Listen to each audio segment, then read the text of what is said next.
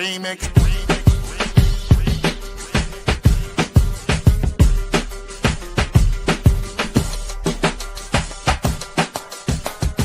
Remix.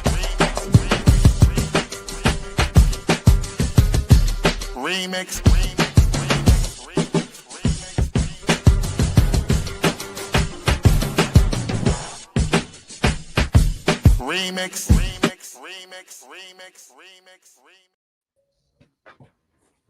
Peace.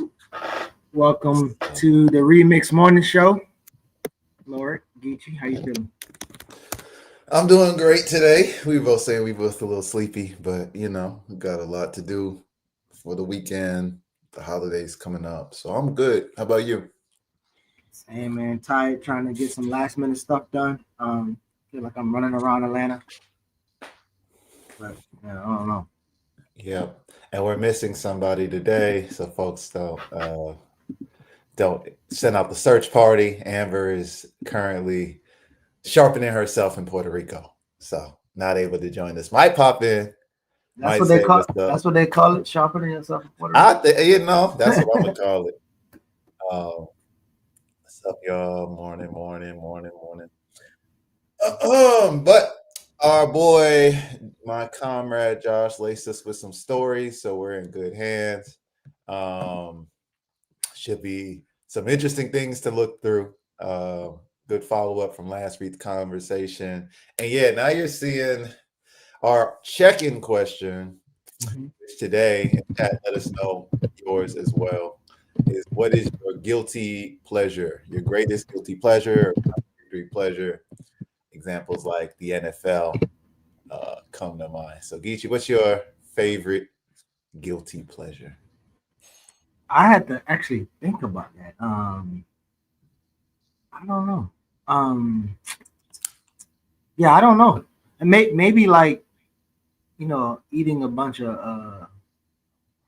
I don't even know if I eat a bunch of sweets, but I do like brownies and sweets and desserts and stuff. I feel like that's not even guilty though, because in moderation, those aren't too bad, unless you really can't control yourself. No, I think I could. Like sometimes I might eat like some gummies late. I gotta think. What you got? Yeah, no, that was for me because it's not really the NFL or anything like that. At this point, with how it's been shaping up, I'm gonna say anime. Honestly, I love it, but it is a very problematic genre, and I'm sure we're gonna explore all of that soon. But I had to quit one recently because it depicted content warning, but sexual assault of a young girl pretty vividly. But it's a popular one right now. So folks in the audience might know Gachia Kuta. But yeah, I mean, I had to quit that. I still love the genre. I still watch. I'm detoxing. It used to be stuff like comics and stuff. I know Dr. Todd Stephen Burrows is a super Marvel fan, so I just follow him for the updates now. But I was able to kind of wean myself off the cape shit after Endgame. So it's no longer none of the Marvel things, none of that stuff. But anime is a 1 degree removed at this point. So I'm gonna say that. Chat, y'all got any guilty pleasures, any problematic faves that you want to share today? Drop it in the chat. Eating at what the hell o'clock in the morning is it? Yeah, I just did that. I just had some Haitian food at like 1 a.m. That's not the best. We shouldn't be doing that. Yeah, I think, yeah, man. I maybe like what I'm trying to think of is probably has something to do with eating. Like there's this vegan spot called Mission Burger in Atlanta. They be having some hella expensive but good burgers, vegan burgers, and I'll like hit them up a little bit too much. I'm thinking about like there's a what you call it series, the Equalizer by with Denzel. No, the series Queen Latifah.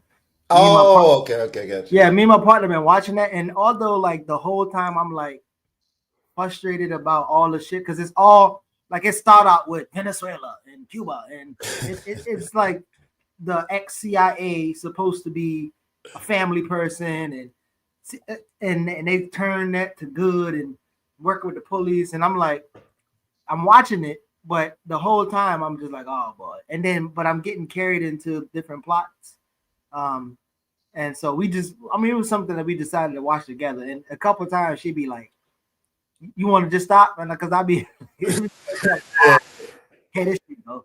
So probably something like that, like either something watching a series just cause, or yeah, just eating too many mission burgers. So I know Amber loves to get into the relationship things, but what you just said reminds me I can't do Law and Order at all. Like, that show makes me sick to my stomach, and my partner likes it, and I was like, nah, I can't do it. She's like, well, you like propaganda? You like Brooklyn Nine-Nine? And I was like, I'll quit that show to show you how much I hate Law and Order, and I sure did. I'm like, if I got to trade that. R.I.P. Andre Brower, R.I.P. Hope. Like, I'm good. So yeah, I think the consumption. To be fair, I like the equalizers, the Denzel movies, he's just a good man, fighting crime, helping the common man, helping the underdog. Oh, Grease, listen, I mean, they are not. I think Law and Order is in a league of its own. As shows like Cops or CSI. It's one of those classics. But they all are propaganda at the end of the day. I've heard, why not make Brooklyn Nine-Nine just in a post office? And I completely agree. Show wouldn't lose much. It would still be fascinating. Like, yeah. Yeah, I don't think man, did I watch it? I feel like I watched it one time with my home. No, it wasn't Miami Vice or something. Like my homeboy from home, he just started like act. Well, I think he started out in one of those J Lo videos, and then he got into I don't know if Cookout. You remember the movie The Cookout? No, I don't. With it was Queen Latifah and I don't remember who was in there, but my homeboy was in there too. And I saw him pop up in Law and Order. I was like, that's probably the only episode I ever watched. His name Kevin Phillips, and I was like, is something like Law and Order? I'm not sure, but whatever it was, I think that's the only time I watched it. No, I'm more interested in this Cookout. So the staff, I mean, not staff is funny. The cast, Queen Latifah, Danny Glover, Ja Rule, Megan Good, Jennifer Lewis. Now I gotta watch this. Hold on. Wait a minute. Corny. Eve is it here? Okay. Yeah, it's corny. He was a doctor, and his mom was trying to get him to be an NBA player like his cousin, but he didn't really want to do that. It was just goofy. It was goofy. Actually, he was in Pride too, the swim movie with Bernie Mac and Terrence Howard. And then I think he was in Notorious. But that's the only time I watched Law and Order I can remember. If it was Law and Order that he was on one of them little shows really quick, and I was like, yeah, no, I can't. Now New York Undercover back in the days. Malik Torres and them. Oh, Malik I gotta check. See, so people get me like this all the time. Like I've watched a lot of the classics, but there are plenty I'm missing. I'm gonna add to my bag. I haven't seen Set It Off yet. Still haven't. I don't know if The Cookout is a classic though. I feel like it was like a low budget, popular movie, but low budget still. It didn't seem like it was. I don't remember it hitting. Like even Queen Latifah in a Common movie was bigger than. Yeah, because I mean, this cast definitely is a 2004 movie, like no question. I'm looking at that cast, I'm looking at it. We actually maybe could transition into this new movie coming out in this trailer. But my comrades we were going through Spike Lee's catalog, and we were saying, when did you stop? Like when was it like, all right, this is no longer like good Black films? I know a lot of people list Malcolm X. I kind of put that one in its own category. but my comrade is really trying to get us all to look at Bamboozle. That's another one I haven't seen yet, but I know it's a really popular one. I'm trying to remember. I think for me, if we do Spike Lee's filmography, I'm gonna do that and then pull it up. There was a specific one where I was just like, nah, I can't. I watched the movie. It was like he was trying. I wouldn't say it was the most successful. I mean, if I'm honest, I ain't even know a lot of this shit was his. Right. All right. So she's got to have it. Obviously, School Days, obviously, Do the Right Thing. So I've seen all these three, like the first three, no question, in the 80s. Malcolm X is the one, of course, everyone's got problems with. I don't even know if I watched School Days. I think Mo Better Blues, Do the Right Thing, and She's Gotta Have It. Probably watch it afterwards. Jungle Fever, Crooklyn. So see, like this is like, do you think Jungle Fever is a good movie? I don't even remember it. I see. Wesley Snipes was in that? Yeah, the interracial relationship is a key component, but it's not the only component. There's like the crack epidemic comes up. What else? It's like, I mean, there's other racism within the neighborhoods, like between Italians and African Americans, that kind of thing. But I do remember Stevie Wonder's song on the soundtrack. That's it. I do remember that as well. See, I had to watch Four Little Girls, but that one isn't the same kind of category of movie. The 90s was just an interesting period. And then I think I liked He Got Game. That was cool. Yeah, I did watch it. Bamboozle, we got to watch that. Apparently it's a B&B thing. Did you ever see his Huey P. Newton story, though? Because I didn't. I've never seen it. Which one? Where? It says he's had a Huey P. Newton story in 2001. It was a 90-minute piece. I don't remember that. I don't Me think either. So. This is the Wait, stuff. Where in 96? Well, I went up to 2001. Wait, when was the Huey thing posted? Huey was in 2001, a Huey P. Newton story. Oh yeah, I don't see that on. Right after Bamboozle. Yeah, if you go when we go up above Malcolm X, the road, He Got Game. I enjoyed that one. I like that movie. I think it's funny Denzel was actually trying to beat Ray Allen behind the scenes. And got smacked. But he got his points in. Oh yeah. And then Bamboozled, I haven't seen. And then a Huey P. Newton story was apparently in 2001. I know for me, the inflection point was probably 2004. Wait, who he let play Huey Newton at what's that? Did he? I think it looks more like it's a documentary. Let's check this out. It's the I forgot that dude. He don't normally have good roles. It's an American film adaptation by Spike Lee, starring. Let's see. I don't know what this is. Marcus Garvey Awards for Audience. What? Images are shown from the activist movement, the simple arrangement. I don't know, chat. If y'all have seen this, chat, let us know. I have not. But I think we're definitely doing Bamboozle. Oh, that's a dope one-man play.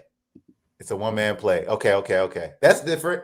I got to check this out. I have not seen this. And it's dope. Maybe it might be. That's what I'm saying. We're doing an evolution of Spike Lee, because I know some of these movies I would classify as pretty good, some not so much. And then we hit that 2000s era, and right around this movie, She Hate Me. I don't know if y'all have seen this one. It's interesting. It's definitely not something you would see in Hollywood now, I don't think. But the premise is a mess. It's kind of all over the place. Yeah, that's the one. And I think after that, we start going downhill. Black Klansman is one of the worst, in my opinion. But people say the Five Bloods, probably because of the imperialism. So maybe it's the Five Bloods. Maybe it's Black Klansman. Maybe it's Chirac. I've heard all of those are terrible. Well, I've only seen Black Klansman. The Huey P. Newton is on YouTube. Revolutionary Lumping Radio. It's an hour and 26 minutes. All right. That's homework. We got to check that out. I'm down. We also have another movie coming out. So, okay. Last week we didn't get to do the Michael Jackson trailer.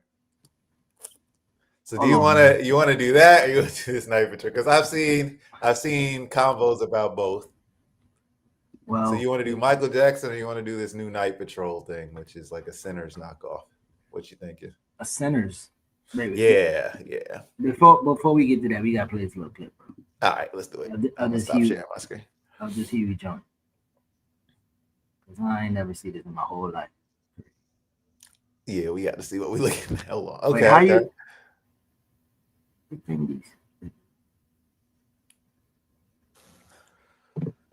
Everything coming out of blues, even this new thing that these kids got going on with the Sugar Hill kids. What they call them? The Sugar Hill kids? Huh? With the new thing, what they call it? The rap, like H-Rap Brown, right? The rap. Okay, that's okay. I understand that correlation. Okay, rap. I was watching a news program just the other evening on the public broadcast, and they was doing a documentary on these kids in Brooklyn, Bed-Stuy, Bedford-Stuyvesant. Bed-Stuy, I think that's where the Panther headquarters was. No, it wasn't Bulldogs in Bed-Stuy. That was in New Orleans. I get my pigs mixed up. But he was interviewing these kids out on the street, black Puerto Rican kids, and they was asking them what they want to be when they grow up. And the kids were saying, I want to be a doctor, lawyer, chief of staff, armed forces. And they asked this one little chubby boy, I think his name was Christopher, funny eye, and they asked him what he want to be when he grow up. And he said, well, when I grow up, I haven't really made up my mind, but when I grow up, I want to be either a gangster or a rapper. And they said, can you do an example of the rap? Because I guess they didn't want no example of the gangster. So just think Christopher say, yeah, I can do an example of it. And then the little boy just snatch up the man mic right up out of his hand. Oh my God, it was notorious. He just snatched up the man mic. He said, this is the rap I'm going to do when I get big, because he was small, but he figured he's going to get big. He said, this is the rap I'm going to do. He said, birthdays was the worst day, but now we sip champagne when we thirsty. I love that. That's brilliant, man. I love the way he rhymed up birthday and Thursday, man. That's almost as good as hotel motel, boy. I tell you, boy.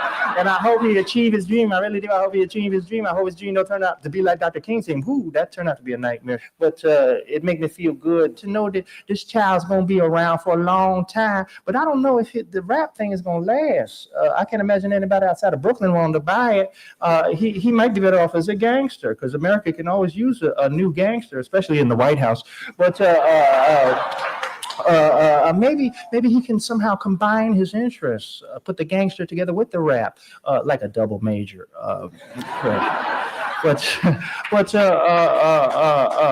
Yeah, I don't know if I can watch it. I don't know what this is. Is this a Huey Newton comedy show? Yeah, I don't know about. I mean, he had the voice down, but I don't know if I can watch a whole hour. Yeah, excellent voice, excellent casting. Like that looks like Huey, with the dimple on his nose, the afro. Like that was some good casting. I can tell he looked and studied the role. But that's a lot of these folks, right? But it's like the depth to it. I don't know if I read Revolutionary Suicide and then I immediately tried to embody Huey, if those would be the jokes I'm telling. Yeah, I don't know. I wasn't. Yeah, our faces kind of sold it all. I wasn't much of a fan of that, but I'll check it out. It definitely is an interesting concept. Because he does some crowd work. Absolutely. It's funny because Chidi Macha pointed out, I saw that actor in Dope. He's like a villain, and I actually really love Dope, although it is kind of. No, he got a lot of, like, I think ain't he in the Malcolm movie? He's in a lot of movies. They typecast him a lot with addicts or drug dealers, but he kind of stays in the drug type cast space. Yeah, and that's why I don't know if they'll get his full depth. But I mean, interesting stuff. Still, like, more valuable conversation-wise, content-wise, than I think a lot of Spike's recent stuff. To be clear. All right, so we got to. All right, we're gonna do a movie breakdown. We're gonna have some fun. I'm gonna pull up this new thing and an exercise. I'm only pulling it up because this exercise I did with some comrades and students at our Revolutionary Organizing School. Let me see. Okay. The content of the plan, that's the film, is drawn directly from Newton's own words. Smith used his writings, interviews, and recorded conversations to create the monologue. Cool. Yeah, I mean, it does sound like something that Huey would say in the end, not in the end, but later on when he was kind of like had that little twitch a little bit, but I don't know. No, I'm interested. I'll definitely, Siraj, we'll build about this. I'm curious. I also think, depending on the consciousness of the person, then the things they choose to pull from that will be different. Like for me, when I read Rev Suicide, the stuff I was pulling was like when he explains dialectical materialism, when he talks about why they call people pigs, how it was a strategic thing that they tested other terms and it was related to Black people's experience in the South. So the kind of stuff that I think I would be drawn to pull for that might be different than what like Spike or these other folks might have pulled for that monologue. But yeah, and we're not going to say it wasn't Huey because there was at least an attempt to respect his likeness. All right. Now this nude tray. All right, I'm already seeing some of these thumbnails are scaring me. Hang on, let's just get into it, Geechee. I need help processing this film. So, all right, first of all, this thumbnail, not this one up here. The AI this one right here looks so creepy. Is that AI? This looks like AI. Okay. That does not look like Michael Jackson. That's scary. All right. But anyway, we're going to get into this trailer. Let's see.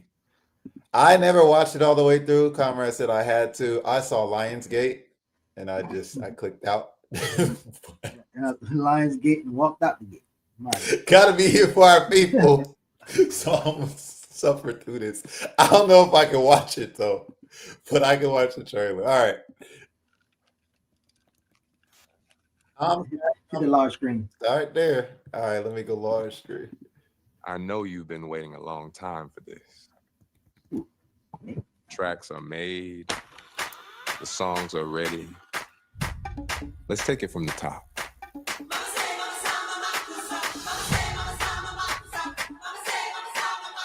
This is your story.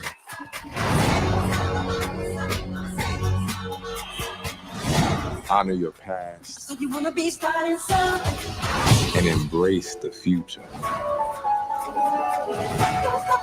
That's what people want.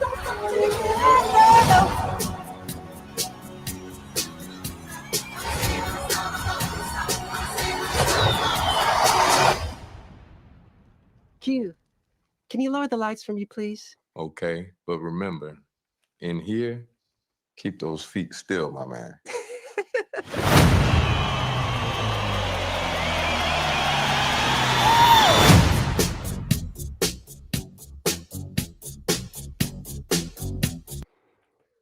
Okay. That's Mike. That's Michael. You look like his news was AI too. Oh, Just... Okay. Interesting. So I mean, whatever. It's a biopic, right? Like they all are kind of a mess. What I'm interested in is this a Black movie? Right. And the way I got my comrades, students to think about that question is what Sugar Shan did. So I just paused at this screen right here and asked this question: who is John Logan? Who is this guy? Like, what the hell? So the way I did this exercise in the past was we did Coming to America because it was a very popular thing. One of the members of the program had put it up just before we started the session and was watching clips and laughing from it. So I was like, yo, is Coming to America a Black movie? And then, of course, the question feels like, well, maybe. Like, it's kind of obvious, right? There's a lot of Black people in it. Black people love it. All those things. And then I was like, okay, cool. Let's do a quick experiment. Who wrote Coming to America? And then we do the experiment, and they're like, oh, wait, it's all white people. Barry Blaustein and David Sheffield. Those don't sound like very African names to me. So then we did who produced Coming to America. And you also see it was white screenwriters, white producers, white everything. You know, white film company, white production company. So I just think that's really useful if y'all are talking to folks about this kind of thing who really see it as a form of representation, to ask, you know, who's funding it, who wrote it, right? All of those things. But they have this strategy that we have to talk about, which is the Black director strategy. right? Mhm. So Antoine Fuqua, I think, works with Denzel, has worked on some famous movies. He's a black director, right? So they're gonna put a black person in here, but the entire strings, right, being put behind this are white people. So I looked up, for example, Graham King. Wait, I was sharing the wrong screen. Okay. So Graham King, sorry, is this guy. So he did Bohemian Rhapsody, whatever. I don't really know. And then the other one was John Logan. So this is a white dude. He's a producer if you go on his Wikipedia page. And this other person, John Logan, is another Bohemian Rhapsody producer. So those were two people who I look up and I'm like, this is interesting. And there's also somebody in this film. So we got a white screenwriter, we got a white producer, and there's also a white person in charge of Michael Jackson's estate. So that's the third element of this that I was kind of like, okay, so how did they get the music? Because that's the only real thing you need for this biopic. Like you can cast whoever you want and write whatever script you want. At the end of the day, people are there to see the music in IMAX, right? Like that's all we care about. So if it's a white person who controls Michael Jackson's estate, that's how they got access to the music. So all these things, not to say, don't watch the film. We talked about our guilty pleasures at the start. People are going to watch what they watch, draw what they draw. But just be aware this is a white movie. It is a white created, funded, produced film about Michael Jackson. So that's why we do Vernon philosophy here on BLM. That's my Michael take. I'm sorry I had to get that out there. You want to do Night Patrol and talk about these killer vampires?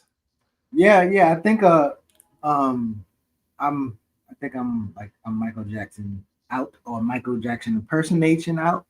I do. Was that a Spellman? What is it? Mr. Spellman, Mr. Sophomore Spellman event. And one of the performers, he did perform a Michael Jackson joint. He did really well, but I am actually really tired of it.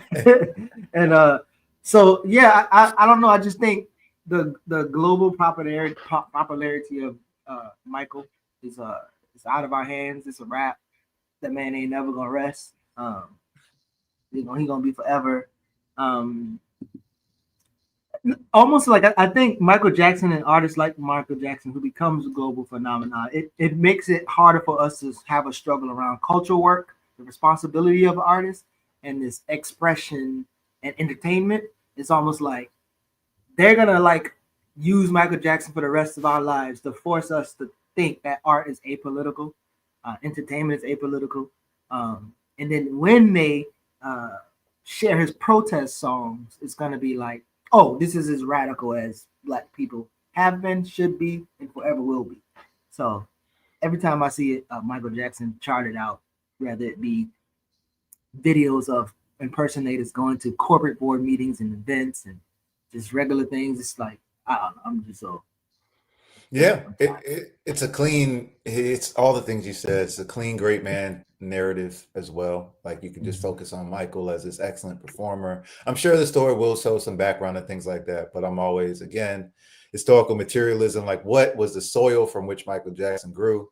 What were the Black musical traditions he's drawing from, right? Because I feel like that is something when Michael Jackson becomes so huge, he becomes America's pop star, not Black America's pop star. And we just lose that. So, I mean, I appreciate that. I think the movie will try and do a good job of making it clear that Michael still appreciated and valued his Black identity. However, he struggled through it. And I think that's one of the more powerful things about Michael Jackson is he still claimed to be Black. There was not a moment where he necessarily ran from that. I listened to him yesterday, and he, the Dark Child producer tag, there's like a song where that comes on and Mike's like, yeah, I like that. So I appreciated Michael for always still staying tied to his Blackness, but that does not mean that that's how the commercial industry treats him, or that he was very principled in that ties to his Blackness. Because I know he was trying to do pop crossovers. There's a whole story about that. And then when the white people were racist to him, then he shows up with the Fruit of Islam, that kind of thing. So, that's a real Black bougie thing to do. is when white racists come out. Now you're like, oh, okay, I'm black again. I need the May- black community back. maybe he was buying black though. He was paying for black security. That's buying black, right? That's probably Yeah, I mean, that's what he's supporting, black business. Okay, some interesting Michael lore, Keontae. So Michael love hip hop is something that's said, but what's interesting if you look into some background, I don't know, it's a he said she said situation, but on the '90s album, apparently Quincy was trying to get Michael into some hip hop production early, and Michael Jackson was quoted saying, "Hip hop is dead." In the '90s. So I don't know if Quincy's telling the truth or Michael, maybe he loved hip hop later. I know he talks about loving Rick Ross and all that, but really. yeah, Michael Jackson. That was before you ain't even know it. Verses came out. Michael Jackson don't be listening. Michael was talking about Rick Ross's ad libs. Michael was like, I like that Rick Ross said, oh, he's not talking about Rick Ross's. Man, oh man. He's a monster out here. Yeah. Yeah, thank you. That's what I'm saying, Chitty Macho. There, the environment as well. We want to obviously give some individual critique of how he moved. But we also want to know the environment he was a part of. So really quickly, Jared said that he not only watched that Huey joint, he interviewed the actor, and then Entume was there, saw the live show, and then also seen the recording. A while ago. So. Is that on the check with Jared if that's on the platform? Definitely would love to see if he's got that on iMixPod. I like in the archive somewhere. Let's see how political. Let me, Michael Jackson. Yeah. All I want to know is they don't really care about a skin, head, dead head. Everybody going back. Oh, that song is not good. That's his protest song. That is his protest song. We could look at. I mean, you want to look at the lyrics? We do it on Michael Jackson. Beat me, hate me, you will never break me. And I like that. Okay, so I have argument about that song. Jumi Sumi was so he got in trouble. Oh, let's pull up the lyrics, Geechee. So he gets in trouble because this protest song is the Black Bourgeoisie. So a lot of this is tied into Michael's own personal stuff, where that becomes basically their individual struggles are supposed to be representative of the movement. And sometimes they can be, but usually they ain't, right? So Michael Jackson apparently is dealing with his label and with property rights and access to his music and all of those things. And like Ice Cube, like many other Black musicians at the time, there's a pretty lazy reactionary anti-Semitism to exploitation by white capitalists who are sometimes Jewish. So Michael got in trouble with this song for a verse where he talks about you can never kill me, Jew me, sue me, everybody do me. So he's talking about an anti-Semitic trope about Jewish people coming after his stuff. So not the most radical protest song. He also does that typical like both sides kind of situation in some places. I'm trying to see where this is what it is. So the thing I don't like about this song is he talks about like if certain people were alive, this wouldn't be going down. So he says Dr. King is one of them, but I think he says Kennedy is one, and then you can see this trash right here. If Roosevelt was living, he wouldn't let this be. Oh, Michael, we needed some political education, Michael. The government don't want to see what that ain't. Well, I wonder how if they're gonna put that in that film, how they gonna interact with the song, what they gonna do for it. Yeah, I know, because it'll probably be like what they did in the Bob Marley film, where it's a big emotional moment, or in the NWA movie, big emotional moment. He performs it. There's some white person looking there mad, and then this is like, oh, he's so powerful. I think that's probably how they're gonna do it. But is that like the Byron Allen moment, like? The celebrities, they get their bag and they do their thing, but when they don't get their money right, they gonna call on the Black community like Byron Allen did, like Monique did with Netflix, and everybody's like, now you super Black and you want to put the fits up because them buckers ain't pay you your $10. So yeah, no, that's and then when it's down, when they're down, they're Black nationalists. When they're up, they're integrationists. Like that's just how the Black bourgeoisie works. So as soon as they money back up, it's great. It's this opportunity. Y'all not taking advantage of all the things we got available in this system. what was Kevin Hart saying? We just don't learn financial literacy. We don't learn how to take care of our money. So they love to hop on both sides of the fence.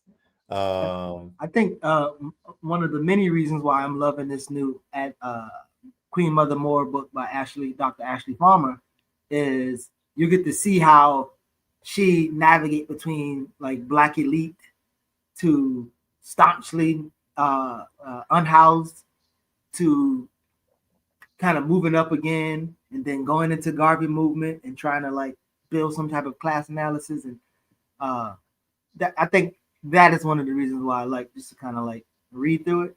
But it's been a pretty dope book. So I recommend folks to me.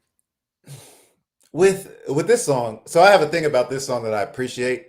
I've said, and you've heard me talk about this before, that like a lot of these concepts that we talk about as revolutionary theory exist in our community in some indigenous form. Like they just haven't been forced into the academy yet and given a neat label and sold under books. And I say Afro-pessimism is one of those things because any Black person, just for self-preservation, can observe that Black people, dark-skinned Africans are always getting the short end of the stick in any movement, even if it's a global movement, for our solidarity, right? We see. So I think just dialectics of anti-Blackness lead you there. And I always give this song as an example, even though the politics, content-wise of the song aren't the best. And the us Michael Jackson might be talking about, we can question that. Most Black people have this feeling. They don't really care about us. It doesn't matter what we do. It doesn't matter what movements we're a part of.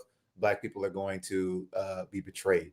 And this betrayal historically leads to things like Afro-pessimism. So I appreciate all the other expressions of AP that we see in our community outside of just the academic kind of framing of the concept.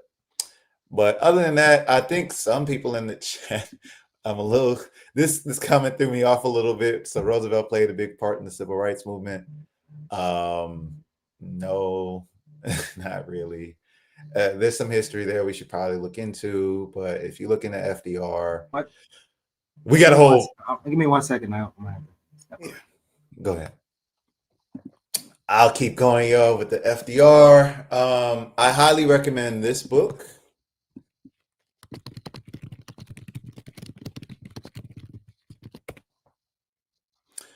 Prejudicial Black America and the Presidents by Margaret Kimberly, where she talks about each president and their relationship to Black America. Very short, accessible chapters. On the platform, we also have Jared's daughter interviewing Margaret about it. One of my favorite things we have on this platform. But I highly recommend you check it out. One of my favorite pieces from it is where FDR is talking to Eleanor, and it's, I think, who keeps calling the office? I think it's Thurgood Marshall. I'll check this source for you and get it for you. But Thurgood Marshall keeps calling the office, trying to get something done. And I think Eleanor Roosevelt is receiving the calls, and she's the first lady who's known for the civil rights movement stuff, as you point out here. And FDR is quoted as saying, "Don't ever let me hear from one of Eleanor's niggers again." So he was very clearly not our ally. He was very annoyed. He was talking to Eleanor, saying, "Don't let any of Eleanor's niggers hit this White House line again. We got more important stuff to deal with." So FDR stands for "fuck that racist" in my book, but also in Prejudicial. 100% recommend that. And I will find that receipt for y'all. Yeah, Margaret snapped in that book. Yeah. Let me really see quickly. if I still got that. Go ahead. You talking about what? You got the book? Yeah, I have the receipt because I highlighted all the receipts. I highlighted the receipt about Lincoln signing off on slave trade in Haiti right before signing the Emancipation Proclamation. This book is full I got it right here. Amazing receipts. But the FDR chapter, if I have that in my... Hey, I can get to it right quick. Cool. If you can pull it up, I would very much appreciate that. And then I'll pull up the Night Patrol so we can shift into the next movie. What the hell? But also, FDR was anti-socialist, anti-communist. He was co-opting Eugene Debs. He is the origin of the progressive movement, which we talk about in our Living Glossary for Remix. So check that out, about how progressives are a special type of liberal, and they are dangerous for that reason because they negotiate with capitalism to make sure we don't slip into socialism or communism. I wonder if I got to do this thing with we got to do a file. I'm not sure if this is about us, and this will probably be the last I engage this kind of thing on this subject anyway. But the weakness of the revolution is that everybody's trying to project everybody's a bunch of critics instead of revolutionaries. Well, I would recommend you check out the Black Liberation Army Study Guide, where there's a whole chapter on criticism and self-criticism. And it's stated that those are core elements of being a revolutionary. So maybe you should try critiquing more. All right. This it right Yeah. here. Go down. What we see, Eleanor. Okay, right there. Eleanor, the last sentence, sorry. If you go right back up. Okay. FDR, Franklin Roosevelt, but America is a country of low political expectations, which is why FDR is seen as a good politician. Franklin Roosevelt has received far more credit for his treatment of Black Americans than he is actually due, even though he and his wife, Eleanor Roosevelt, were beloved by Black people both during and after his time in office, similar to Kennedy. So the Democratic Party was the party of the segregated South. It was also the party of Native genocide, started by Andrew Jackson. If we keep going down, I think FDR never supported anti-lynching legislation. What did we talk about with progressives or social democrats or democratic socialists? They don't go after imperialism. They do not. So no anti-lynching legislation. I'm not even at the part. Roosevelt banned Black reporters from his press conferences from the beginning of his administration and used Southern political power as a convenient excuse. He issued a tepid statement that condemned lynching, but only after 2 white men were murdered by a San Jose, California mob. Supreme Court Justice Thurgood Marshall told a revealing story about Roosevelt's phony concern for Black people. Marshall went to Attorney General Francis Biddle to seek help in the case of a Black man accused of murdering a white sheriff in Virginia. Shout out our ancestors. Biddle called the president with the intention of discussing the matter and Marshall to listen to the conversation on another phone. He was stunned to hear Roosevelt say, "I warned you not to call me again about any of Eleanor's niggers. Call me one more time and you are fired."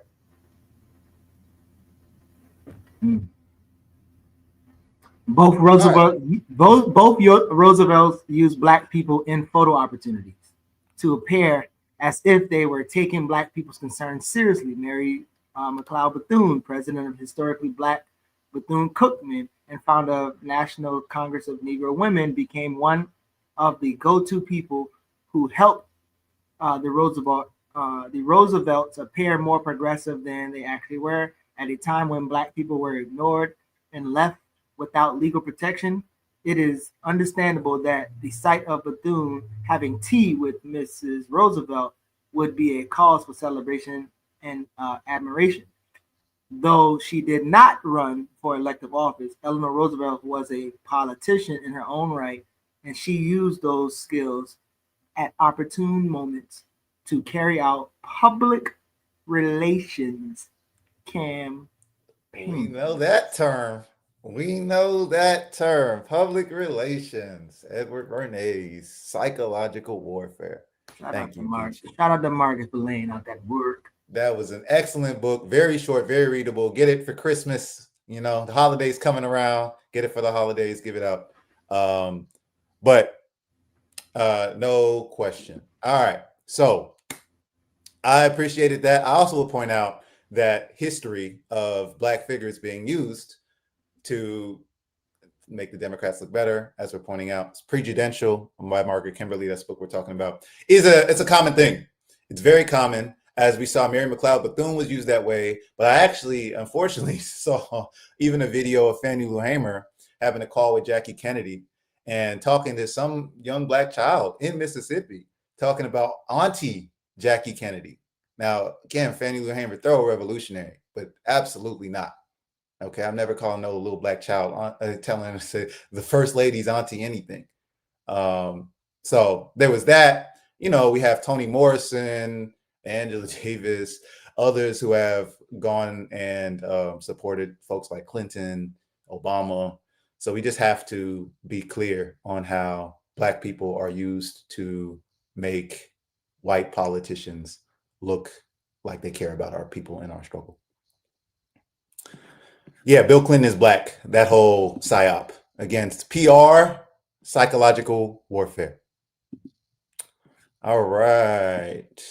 Anything else, Geechee, you want to address on this subject? You want to go into the next story? Nah. Yeah, we can go. Word.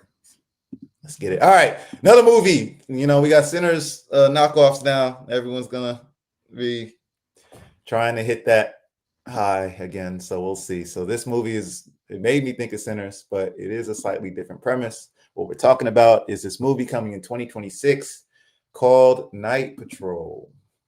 I'm going to check this out. Check out this premise. See if we like it. All I wanted to do was be a cop. I just thought it was the coolest thing. We're portrayed differently now. We're seen in a very negative light.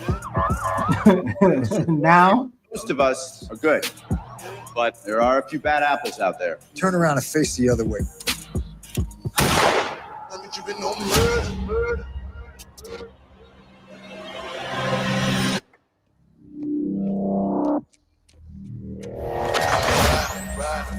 What is this? They shot your sister. I think it was Night Patrol. You guys are special.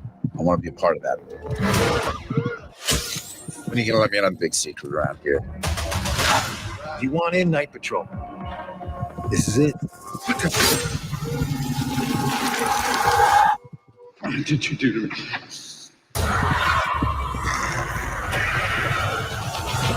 They vampires. Tonight, let's go. We show him how Night Patrol hunts. We bleed colonial courts dry. I heard what they were.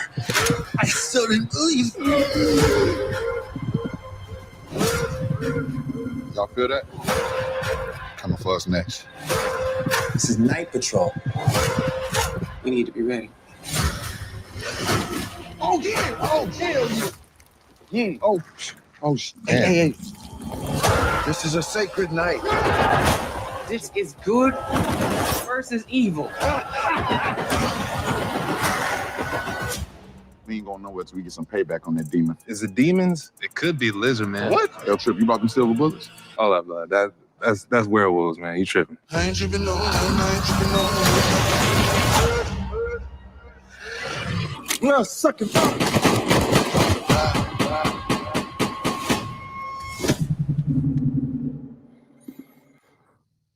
All right. How we feeling? What we think? We got mixed reviews. Some people gonna watch, some people not. Hey, that's interesting. Yeah. What you thinking? What's your first thought? You seen this trailer yet? nah, never. But I think because there's a high rate of illiteracy, there's a high rate of educate to I don't know what the word is, but to kill people's consciousness or awareness of anything. And so this makes me think about that post that I told you, my now celebrity boxing coach friend, when he said, how does racism hinder you today? And he responded to my comment and he was like, oh, we should have a conversation. I'm waiting for that conversation. I don't think it's gonna happen. But for that dude to be like, now we're known in a bad light, I'm like, nigga, like what the fuck is you talking about?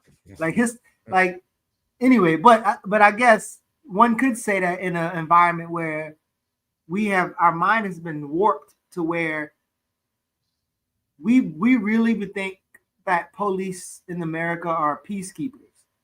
And even though it's very clear in every historical documentation, I can't find one that they have been modeled after property protective principles. And again, if you go from property to propertyless, and again, these are just like easy things. So I just think this wild shit of like, maybe these movies keep coming out because they don't have as much grip as we think they do, and that's why they got to keep burning into people's minds. Like most of us are good, because they're actually losing their ability to even convince people that. And the George Floyd thing, maybe catalyst, but there's many other, Walter Scott, two people from my hometown, Walter Scott and Anthony Hill here in Georgia. So yeah, I think so. One of the clarifying questions that I asked one of my other homeboys who's in the comments, I was like, "Yo, how do you feel about the laws being made for you, or made for you by somebody else, and you have to like concede to them?" So that kind of goes back to like, bro, not only is property protecting principles, but they're there to upkeep and maintain a social order that is named and orchestrated by a particular group of small people, and that they work for them niggas. Like, if the police are called and you come to a space, the first thing they'll ask who's the landlord, like the house. If you is that a business, who's the owner? Like, it's a particular class that they're there for. But nigga, like, so I don't know. I just think this. I guess the first thing is literally like these motherfuckers can keep doing this, but the bright line is they have to keep doing this because they're losing their ability to control a narrative of how people see police, and so that's why they got to keep doing propaganda or propaganda, like people say. No, that's extremely important to point out. So we're doing, I've mentioned the skate park at Charles Hadley and trying to restore that. But my comrade, she was telling me about how at this park, the elders in the community will meet with the police chief, usually to just hear what's going on, get the usual updates. We're doing youth programs, we've monitored here, there's crime here, blah, blah, blah, blah, blah. And recently, because of the crisis of capitalism, because of gentrification, unaffordable housing, we're having a unhoused crisis. Never really left down here, but it's spiking more than before. So a lot of people are just seeing unhoused people in the park more than usual. And so their question as elders was like, okay, so what are y'all doing about this? Are there shelters? Are there all these things? And the officer, who we know, like you just said, they serve a class of people, they don't serve you, can't answer the question. So the chief is just kind of sitting there floundering around, and basically says, no, we're just going to keep you safe. Pathologizes the unhoused people, says they're using drugs and all these things. And the old folks like, but that doesn't help us solve the problem. And so at the end of the meeting, these older folks who can sometimes trend conservative are basically telling the chief, like, we don't need you to come here anymore. You're not helping us. Like, why these reports aren't doing anything, and your only solution is to arrest people for being poor. And so obviously you and I know that's the typical function of police, but it is great when other people can become conscious of that in real time. And then of course it happens nationally, happens internationally, and we link those things and raise consciousness. So definitely want to highlight that. But I hear you. So my thing about Supernatural is it should be used to enhance storytelling, right? It should be used to give us access to a story maybe we can't live right now. Maybe it can shorten the time scale for like a revolution or a battle or something. Like, there's a lot of things you can do with supernatural stuff. But if it's not actually addressing the premise, I don't really see what it does other than just tell the same stories over and over again. So the movie starts, that trailer starts like, police perceptions have changed. Okay, why? No discussion of that. And then there are some bad apples. That's how the movie starts. And maybe we're supposed to give the movie a chance and you go there and it questions the bad apple thing or whatever. I don't know. But the framing on its own already sets us up for failure, right? It makes the police being vampires be the reason that, they attack and do these things, or it's like a rogue cell is what it's looking like. What I will say that looks good about this is, I didn't even know this. Okay, cool. But Freddie Gibbs is in the movie. He might be funny. And I'm curious. I want to hear interviews now to hear what he thinks about that. But I will say, I do think what they're trying to set up here is that there are gangs in our communities, and the real enemy is the police. So I do, from what I see, it looks like Bloods and Crips, and whatever neighborhood they're setting this up in, or whatever project they're setting this up in, are gonna unite and fight the police. So I mean, that's a good story, but Freddie Gibbs, and he take him away. So that album cover, David B. Spitting. So again, organized patrol. Who organized the patrol, or how they're organized? Good and well, when you go to a city or you go to an area, y'all all I think all of y'all have been asked by cops one time, "Where the fuck you doing here?" They don't ask you like that, but what are you doing here? Why are you here? Because if you look like you about to disrupt the social order, my nigga, they coming to see you. If there's labor unrest, you're not going to see the boss get arrested, right? This going straight to the labor, like you've seen it countless times. And yeah, I don't think, like I wish I could have record when I used to do these like workshops for this youth programming in Baltimore, in-service program. The police had to go through interactions with Outward Bound.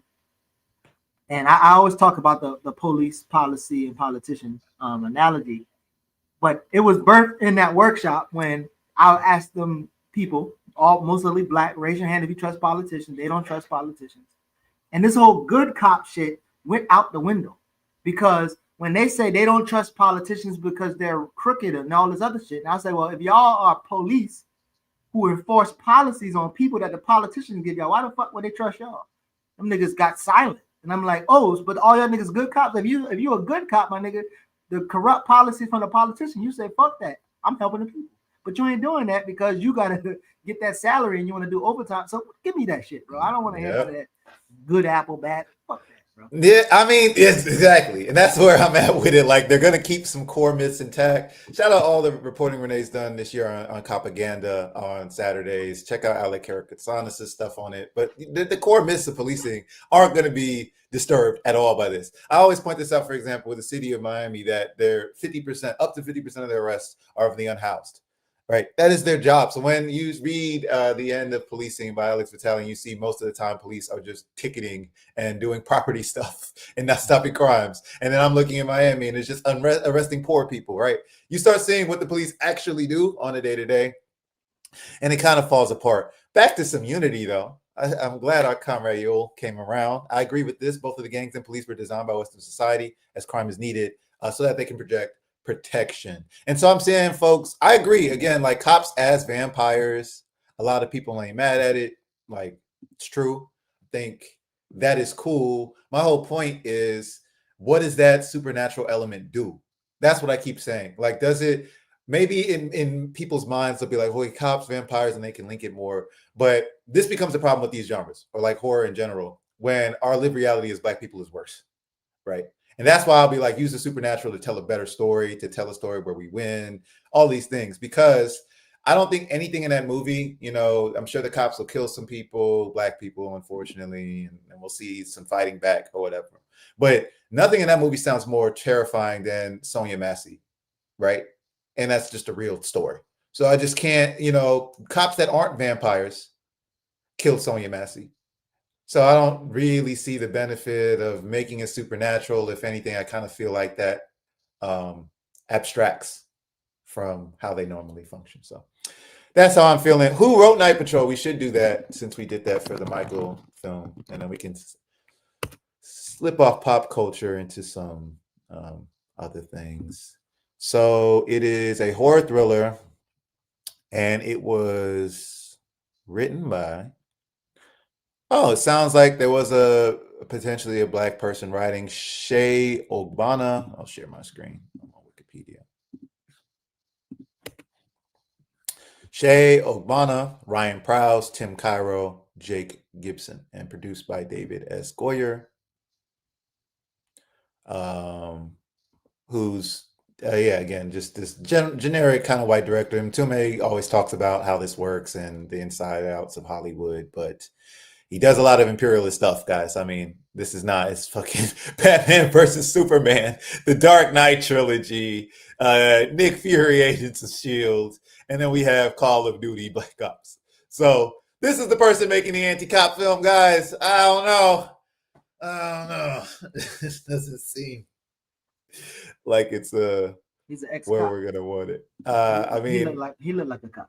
He might have been. Oh, here we go. Goyer and his brother were born in Ann Arbor, Michigan. He was Jewish on his mother's side and attended a Hebrew school. Yellow flag. We're not anti-Semitic. Yellow flag. Screenwriter at USC. All of these things. And then just came in through comics. So, yeah, this seems more like a comic horror thriller kind of thing. I will say somebody pointed out something I thought was important, which is that this reminded them of a British movie, Cockneys versus Zombies.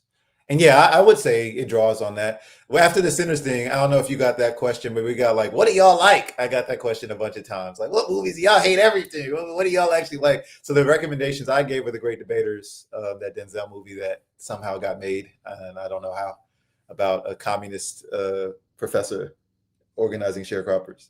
But then I also said Vampires versus the Bronx. I don't know if you've seen that movie. It's a Netflix film. It's about like some teenagers who fight gentrification, and the gentrifiers are vampires.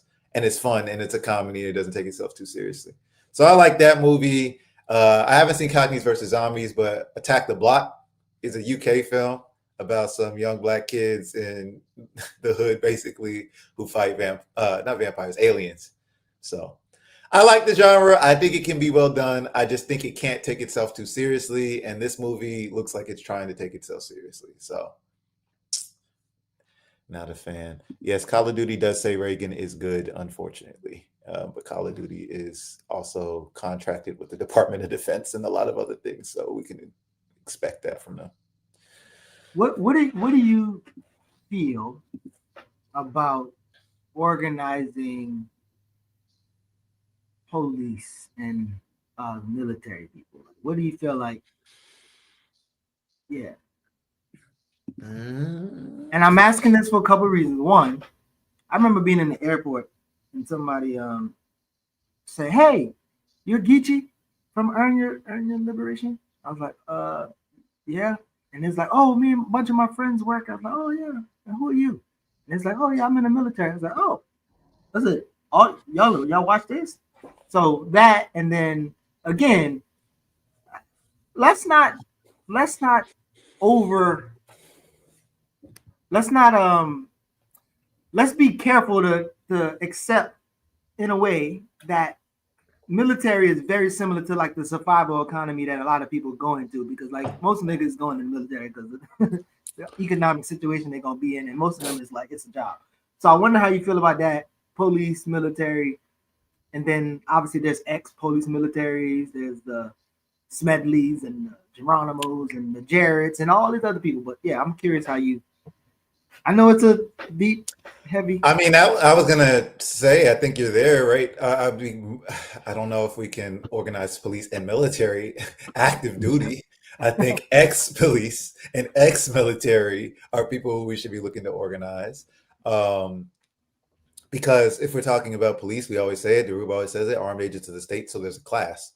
So they operate as a class. And when we organize our people, we're organizing a class of people. We're organizing workers, we're organizing lumpen. So when I'm like looking at the class and the class function, I don't think it can be organized in the sense that we're talking about. So on a class level, oh, what happened? Okay. On a class level, yeah. I struggle to see how it can be done, because again, they still have duties. They have all sorts of restrictions on what they can actually do, like on their day-to-day life. Like there's a bunch of policies you have to follow so you can maintain your position in the military or the police. So I think defectors, class traitors, people committing class suicide are important for organizing. And an example I can provide on this platform is the Reimagining Safety documentary we aired with Matthew Solomon. They had a former LAPD detective who had about 10 years of experience talking about the training process, how it brainwashed her, how it made her violent, how it made her no longer able to listen and calmly perceive information from people. So I think that was super useful. And if we could have 20 of those, 30 of those, it'd be really fascinating what kind of project we could create. So I do think first off, there are already ex-police that organize. There are already ex-military that organize. There are veterans movement. So I would just suggest that people tap into those. And I would defer to those people because I think they're going to have a better shot at organizing their folks. A lot of people are, what's the word? There's a culture to police and military where it's like, oh, if you ain't been here, you don't know kind of situation. So I think you and I would have trouble even on that front, which is like talking to these people who are like, well, you ain't never, done this training. You've never been behind the thin blue line. You've never done, these special operations. So you don't know. So I would just hope that other police and military could reach those folks. Yeah. But that's my thoughts. How about you? Have you had experiences organizing officers, veterans, things like that? Same thing. It's like ex folks and folks who are relatively would say like the horrors of the particular things, but they also don't do anything. Like they come back either shell shock or like they just trying to keep their little wings. So I think it's almost impossible to be honest with you. Yeah, I mean, as a class, maybe, and that becomes the whole thing. I mean, I appreciate this book, looking at the white working class historically by David Gilbert. It's a really short one, but he talked about the white working class, and unlike a lot of white leftists, settler leftists who are really like trying to reclaim this shit, and we can just work together. Bacon's Rebellion. Black and white can come together to crush Native people. Like outside of those people, David Gilbert's has a more, I would say, dialectical take on the white working class in America, where he says, you know, maybe as a class they are reactionary. Maybe they will be a labor aristocracy. Maybe they will see themselves as global north. I don't know as a class. But as far as individual revolutionaries go, as far as what the Weather or Underground was trying to do, organizing class traders, that is still a worthwhile endeavor. So I agree. Maybe the white working class is irredeemable. I don't fucking know.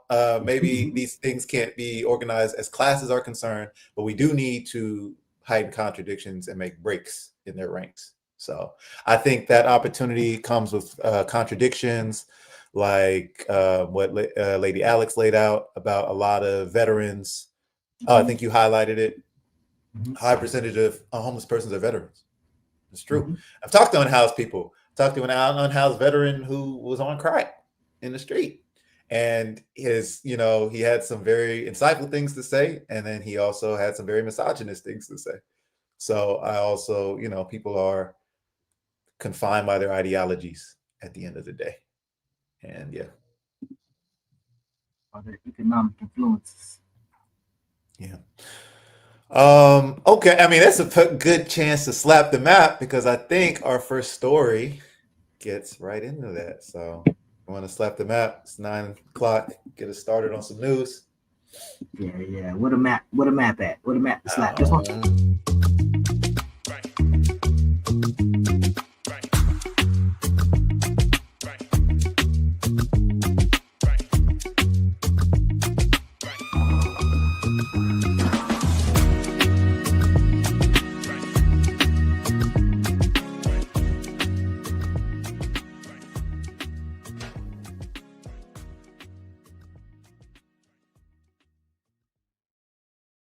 Peace. Welcome again. Friday Remix Morning Show. Like, share, subscribe. Please donate to us on Patreon if you can, if you have it. We are demonetized and probably shadow banned. So it is how we stay afloat, how we keep doing this good work. All right, what we got? Last week we were talking about Mom Donnie. I raised a particular critique. You said that of social democrats or democratic socialists and their relationship to imperialism. And that critique was that they don't attack imperialism. Instead, they try and redistribute the spoils of imperialism to make things more affordable for people. So, number one way you could attack imperialism in New York as a mayor would be addressing the NYPD. And so as that test came up, we want to see how Zoran is doing. Mehdi Hassan asked some questions that we raised last week, so we want to hear the answers. That as mayor, you'd be keeping on NYPD Commissioner Jessica Tisch. Many of your critics on the left say that keeping Tisch would be a continuation of the status quo here in New York City. She's against bail reform. She's spoken out against pro-Palestine protesters. She's even worked in the intelligence division that constructed a surveillance system for Muslims in New York. What do you say to your supporters who are a little bit disillusioned on this one appointment and say, come on, Zoran, why would you keep her on? So I said in the primary that I would consider keeping on Commissioner Tisch, and then I said in the general that this is a decision I was making to retain her. And much of that had to do with the fact that when Eric Adams had appointed Commissioner Tisch, he had truly stacked the upper echelons of the NYPD with corruption and a complete lack of accountability. And what she has been able to do in the time that she's been commissioner has been to start to root that corruption out, start to deliver accountability and reduce crime across the 5 boroughs. And that this is an appointment that I would make in tandem with delivering on the agenda that we put forward over the course of the primary. That's an agenda that will create a Department of Community Safety. Yep. That is an agenda that will ensure that we are dismantling the strategic response group as the way the NYPD responds to protests. And it's an agenda that understands that safety and justice have to be delivered together. This is a decision that fulfills and then develops that. Are you planning on expanding the size of the New York Police Department? No, I've said that the number of police officers that the department has is a sufficient number. The most important thing is that we only ask those officers to do the work of policing, as opposed to now, we're asking them to also take on the homelessness crisis, the mental health crisis, so many different examples of the failures of the social safety net. That's going to be the focus of the Department of Community Safety. Just on Commissioner Tisch, according to the New York Daily News, she received advance notice from the Trump administration about that horrific ICE raid along Canal Street last month, and that she apparently directed NYPD officers to stay away from ICE agents who were doing their jobs. Has that changed your view of her at all? And will that kind of thing be happening next year on your watch as well? What I will make clear as the leader of this city is that the days of a mayor going on national television and opening the door to civil immigration enforcement, as Mayor Adams did, those days are coming to an end. The NYPD is not going to assist ICE in their operations. We are going to fulfill the laws of our city and our state, not violate them. So just to be clear, if a Canal Street happened again, the NYPD commissioner on your watch would not be directing NYPD officers to stay out of it and let ICE do whatever they want. The NYPD commissioner would not be directing the NYPD to assist ICE in those operations. And I've also made clear that we should hold anyone in this same city and same state to the same set of laws, no matter who they are or what agency they're performing for. How are you feeling about that?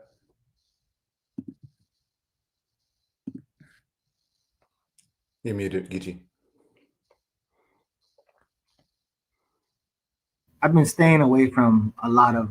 This is my first time seeing it. I've been staying away from a lot of, which I don't know if it's a good idea, from a lot of reactions and comments to it, and then really trying to figure out like how could we harness the conversations and the movement as this person who uses or who has used movement language.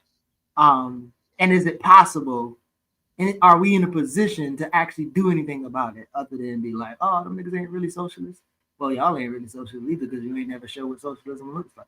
But so I don't know. I don't know. I think there's gonna be tons of news all day. Like, Yeah, I know some of our New York comrades have been saying we should talk to people on the ground. I have, to some degree, but I have my thoughts as well. Like we are also all watching this. It is being sent to all of us, and it's affecting our local politics, and people are talking about it. So I don't think it's fair to just say it's only New York and no one else can comment. Even though you should do your due diligence and talk to organizers.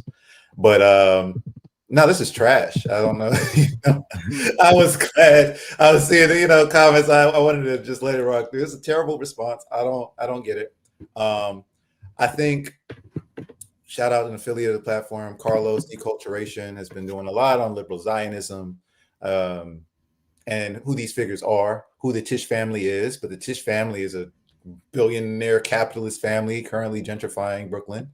So we have her whole family to think about. But also just that Zionism is a white supremacist ideology, right? Like this is the key to it. So the same way you could say, I'm going to keep a Klansman on as the head of the NYPD, or I'm going to keep a Nazi on as the head of the NYPD. This is what you're saying. You're going to keep a Zionist on.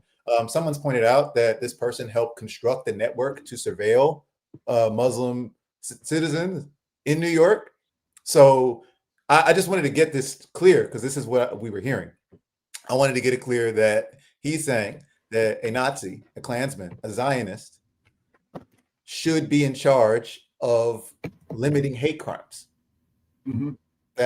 So again, I'm just trying to follow the logic here. So a Zionist should be in charge of limiting hate crimes. A Zionist is going to make sure the NYPD are doing their job when she helped increase the surveillance of brown citizens, right? And then a Zionist is someone who is going to keep us safe and dismantle the anti-protest unit. Like this is what we're trusting this person to do. Now I've heard some, big brain strategy that he's actually setting her up so that when she doesn't follow through on these things, he can remove her. Hey man, I hope so. I hope it is that strategic, and that's why I'm not that big brain electoral politics, because to me, 1 + 1 = 2. I'm not doing 4-step algebra equations to explain my anti-imperialism to people. So it is what it is. I thought that was a good follow-up to last week. Again, he's really focused on the affordability agenda and not the fact that the 5th largest military in the world is the NYPD. So when he's saying he thinks they're a good size, it's because they're already overbloated. That's because they already have too much money. So saying you're not going to remove money from people who are taking the majority of the working people's money, not particularly socialist. Now, again, I think, Geechee, to your point, the question becomes, well, what would you do? Or what do we do instead? Or what could have been done? He just couldn't have done anything. He couldn't have done anything. So that's why I wanted to bring in that last comment you just had about organizing police or whatever. I think there are plenty of whistleblower ex-NYPD people who still have a relationship with the force and the institution who you could have selected. I don't know why you wouldn't pick a former NYPD officer. I don't know why you would pick a more liberal NYPD officer. There are other people, whistleblowers, right, that I think you should be looking at as well as candidates. And again, I talked to someone on the ground in New York who had 2 people who they thought would have been better as a candidate. But I don't know. I don't know his political will, picking his battles, all of that. I just am not. Yeah. So again, we can respond to the Zinzi comment. I think it's pretty interesting. What comment? Okay. Sorry. Yeah. But so couple things. How I see, and I told you a little bit about DSA's new chapter at Morehouse and Clark. And the other day I met with maybe 10 students, and then there's more of them. And how I kind of see this connecting is 2 things, right? If you know that these people are using this language, movement language, saying particular things, it's not sincere, it doesn't back up anything, it won't follow up with anything. You know that because that's not your politician that came up from under your ranks. If you're in movement space, because kind of to Zinzi's point, there are people who are in New York or outside of New York are just talking, and they're not a part of any kind of movement or whatever. And I don't think. I'm sorry. Okay, I see Zinzi's point now. Yeah. I'm gonna highlight it. Got you. Yeah, so I think people in or out of New York who just are talking in general or not really doing much in communities or trying to build something off response. Yeah, it's kind of like a lot of hot air. But there is a lot of candidates, including in Atlanta, who has a Mandani type image. Rohit here, and who's be city council president. He look, I don't want to say he looked like Mandani, that's pretty fucked up. But he kind of acts. There's Kelsey. There's a couple people, even the school board, that people who are DSA adjacent or DSA Workers Families Party type stuff, and these people are using these languages. But as a more radical organization, you should be highlighting the contradictions. Some of us claim to be or exposed to be like political education experts, right? So this is your time to be on a platform and highlight the contradictions. You can be juxtaposing their rhetoric with actual policy. You can highlight the policies, the limitation of that policy, and say what policies will work. I mean, this is kind of like main stage. And so just like I think that we're going to attempt to do with the DSA folks at Morehouse and Clark, is we know for a fact those Black students are going to be disillusioned with the DSA tomorrow, probably. And if you're already building a relationship with them and helping them highlight contradictions and helping them walk into an organization, not only that's already preset and established, but an organization they would have to build and shape themselves, which they won't be able to do at DSA. Mm-hmm. I don't know. I just think this is a time for that. So, yeah. Right. And DSA is a national org, so I do think there are multiple ways to engage Mamdani. I think you can engage him as an abolitionist. I think you can engage him as a New Yorker. I think you can engage him as a national DSA member. So I don't think there's just one path to engage him. I do think it's very important to know the local conditions. That's what Amber highlighted last week about how Memphis is not the same as New York City, is not the same as Miami. So I would never suggest that somebody just blanket discuss something. But some of these things I think are pretty obvious contradictions.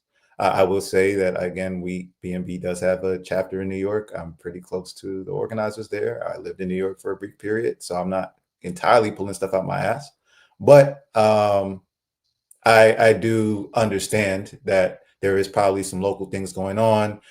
He has a team that's meant to execute his agenda, so excited to look at those and how they develop. But I do think these kinds of things, obviously, they're projected to national and international media, right?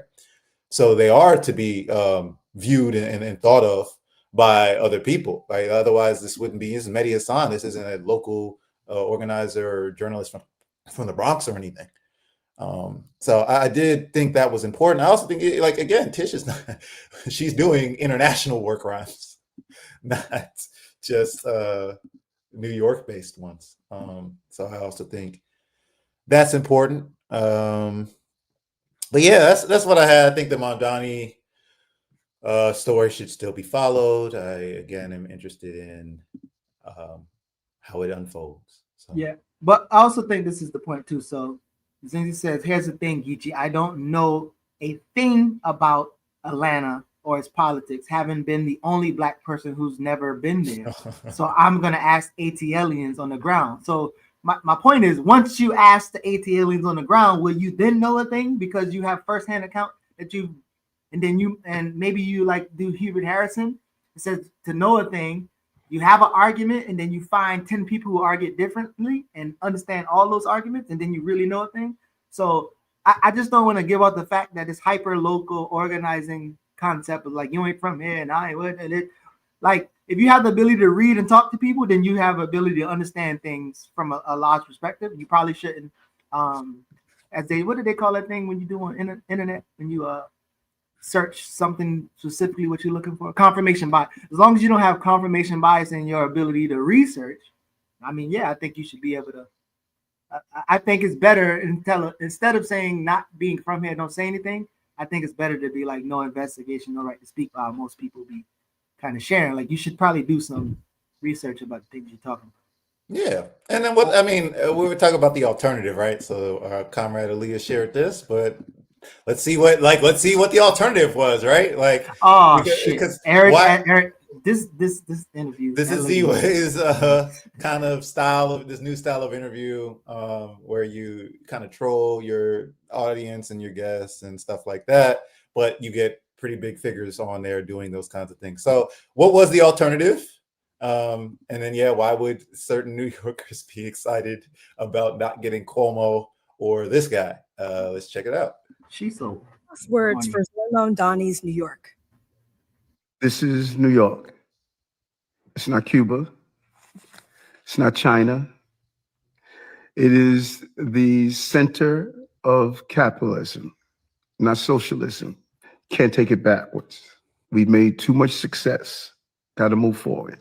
Got it. Marry F. Kill communism, socialism, capitalism. I would marry capitalism, Israel, socialism, and communism. I would kick to the curb. Here's a list of things that you love. Marry F. Kill and the Black community, NYPD, Israel. I would marry, and love all three of them, and I would add on to them Ghana, Senegal, Nigeria, shout out, South Africa. Exactly. I love them all. Love is love. Look at socks. To all those communities. Those niggas whack. Do you have any last words for Zornmo? Both of them whack. This is New York. It's not Cuba. Sorry. All right, John. We ain't gotta watch it twice. Jesus. Oh man, bro. When she popped on the scene, I was so annoyed, bro. I don't. All her interviews is whack, bro, and all the people she bring on is whack. So, tell us a little bit more about your reaction to that. I'll be right back. Give me like 20 seconds. Nah, I have very little reactions other than the fact that I don't like Eric Adams. I've never seemed to understand anything about him. He reminds me of Jim Kleinberg, just a younger version. And Z-Wee or Z-Way, whatever her name is I don't think it's funny at all.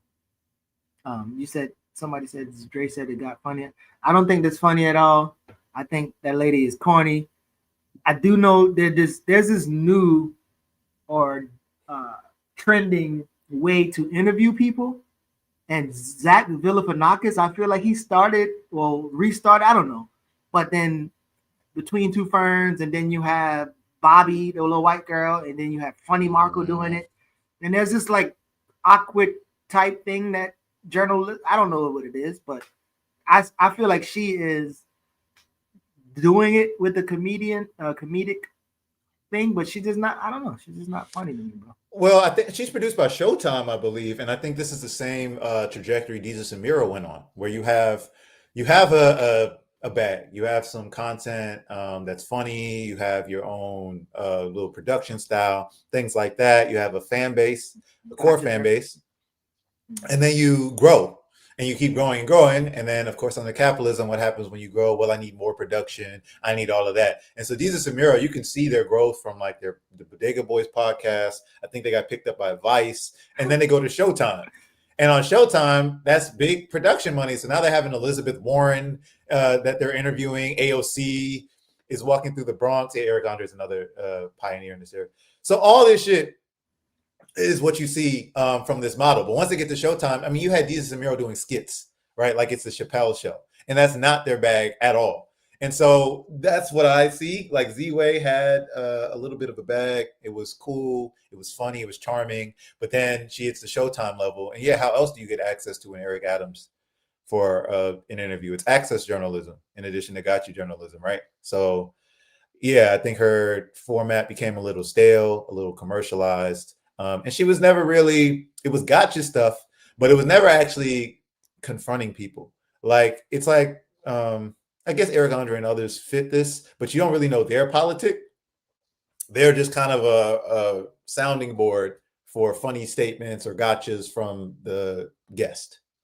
So that's my feeling. Z-Way gives us some stuff like this, I guess, that we can laugh at, but no real journalism that we would need. Yeah, I remember when I first saw her, I don't know if she had that big deal. I think she was just like YouTuber type stuff, but maybe she always, no, actually, I don't know. Maybe she always had a big show. But yeah, you're right. I mean, we see the era where this came from. We're on the right. We're on Team Red right now, so we might as well just stick to this. This tweet, okay, like there's a lot going on that we have to talk about. First off, just Twitter and general social media culture being stolen from Black culture.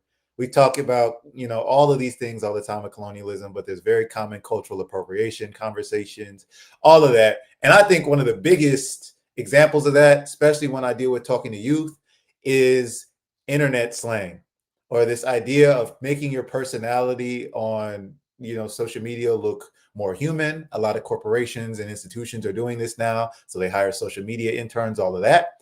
But it's also the dialect they pick.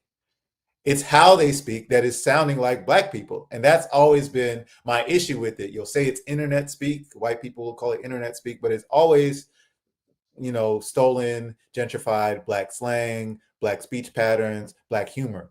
So even this, right? The Department of Homeland Security, first of all, that pissed me off. Let's just start there. That made me so mad. Why are you talking like this? You're the Department of Homeland fucking Security. And yes, this is the DHS. There's 2.8 million followers on this. I checked. It is not a parody account. The emoji at the end, all of this stuff. So someone in the comments, I think, pointed out, like, y'all aren't going to hide imperialism with a social media intern and an emoji. Right? That's not true.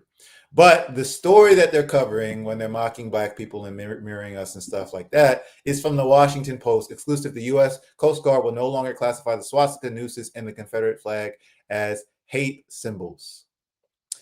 So the Coast Guard clapped back at this and said it was untrue. Homeland Security clapped back at it and said it's untrue, but it's true. So this is always very interesting when the government just lies in your face. Sorry for folks who can't see. I tried to zoom in. Hopefully it's better now. But the U.S. Coast Guard will no longer classify them as hate symbols. Instead, it is going to call them potentially divisive. So this has been a strategy of Trump. We talk about the Democrats, the more effective evil for Black people because they're neo-colonial, because they got the kente cloth and all the things, and they play our games. And the right is just openly white nationalist. And so we're seeing DHS, Coast Guard, all of these things just kind of embrace white nationalism. We also, not to say the Democrats don't do this, but the Republicans are more known for it. So it was that story with the nooses. What else was it? There was another thing. Oh, Trump renamed the bases. So he's renaming military bases after Confederate generals, which again, why would you do that if you are an America first, make America great again kind of person when that was an enemy of the American project, right? But they aren't Americans first. They're white supremacists, capitalists first, right? So just wanted to point out the story for folks if you're tracking it, if you got a little confused like I did because it seemed like it was fake, but then it's real. You know what I mean?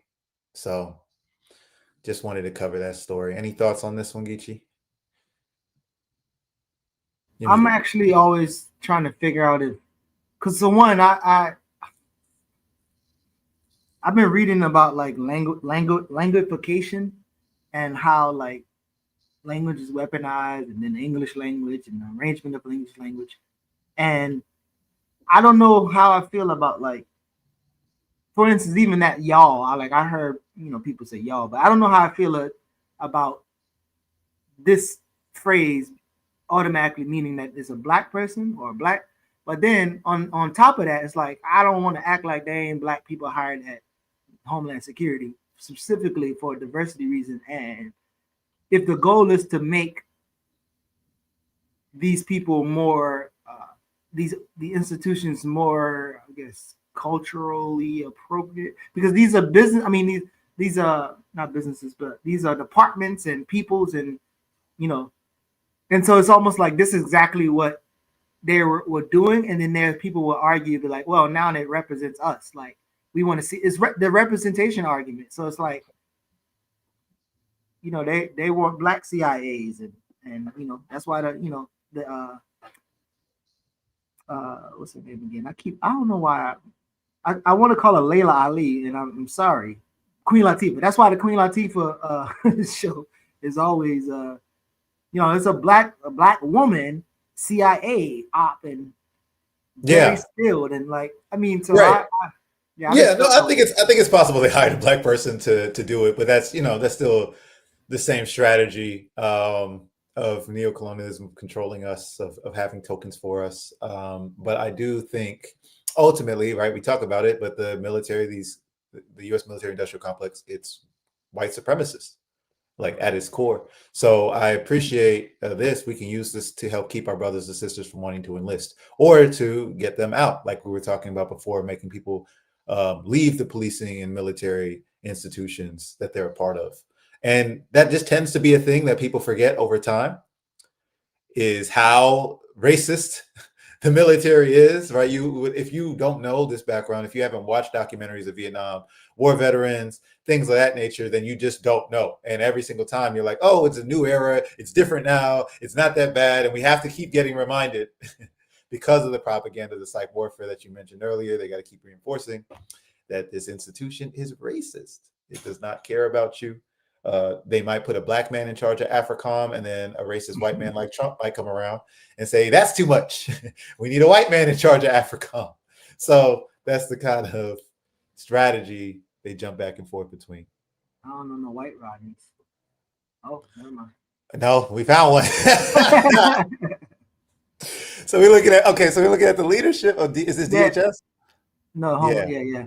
But because I know they saying like she was over the social media, but I guess it's people who under her. Like this is a tradition. Thank you, Stone Chowder, for sharing your experience. But this is a Black tradition in the military. Like you ain't in the military, you ain't in the armed forces until they call you the N word. Just one big hard R. This the one who over her, because she's over social media. Yeah, I mean, again, this to me looks like a white woman on TikTok who could steal some black language. That don't surprise me at all. Yeah, man. Yeah, yeah. Oh man. But Oh, yep, they're Michael, also strategic Sammy's. communications, Michael Brock. Micah might be Mike. We got And a then Micah. yeah, we got a couple Michaels. Boom, there So we we go. might. Tammy Howard too. I don't even know. That's who did it. She did it. Oh man. All right. Well, that's our DHS story. So that's what the right's been up to. We got some social ones we can talk about. I think there's a lighter one, maybe. I've been seeing this trend on my timeline. So maybe we can talk about this. Hold on.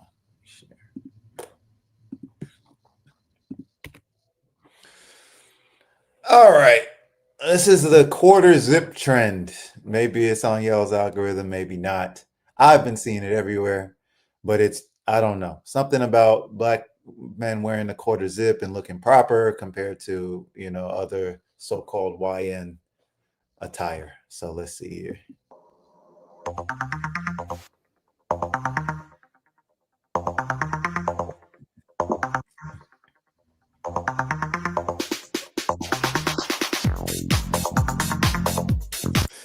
Okay. All right. So I get it. I get the trend. Wait, what now? So this is the CIA is in shambles right now. I guess because they're all dressing like white businessmen, which is kind of funny. I actually think that's kind of funny. That's a good troll.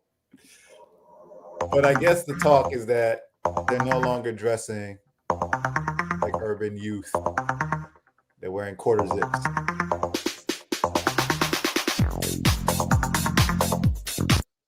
So that's one thing. I've seen another one where they do the Boondocks episode where like a black man in a quarter zip bumps into another black man wearing a shiesty. And it's a like they do the Boondocks nigga moment and the da and the guy in the quarter zip is like, why would I fight you? I'm white. And then he just walks off. So I think this is the trend. Working quarter zips to school days. Who shiesty? Oh my god, I love the shiesty. So I'm not a respectability politics kind of dude. Wait, what? Oh man. Okay. I mean, I've seen this mostly about. I guess I see it as two things. So I think we have a problem when black youth want to do something among themselves, and it's an internal joke, and maybe there's some anti-blackness in there or whatever, but it's generally good fun. And then when the larger community, older folks, white folks, non-black people find the trend too. So I think there's two things going on its own. I actually think this is hilarious. I would be cracking up. I would probably join them and wear a quarter zip to school. Like that would be how I do it. But I do think when other people get a look at this, they get into the whole, oh, why are y'all dressing in shiesties? Oh, black boys are wearing this. The YNs are doing that. Yada, yada, yada, yada. I do think the main point, though, is that the worst criminals on earth wear suits, as Jared likes to say.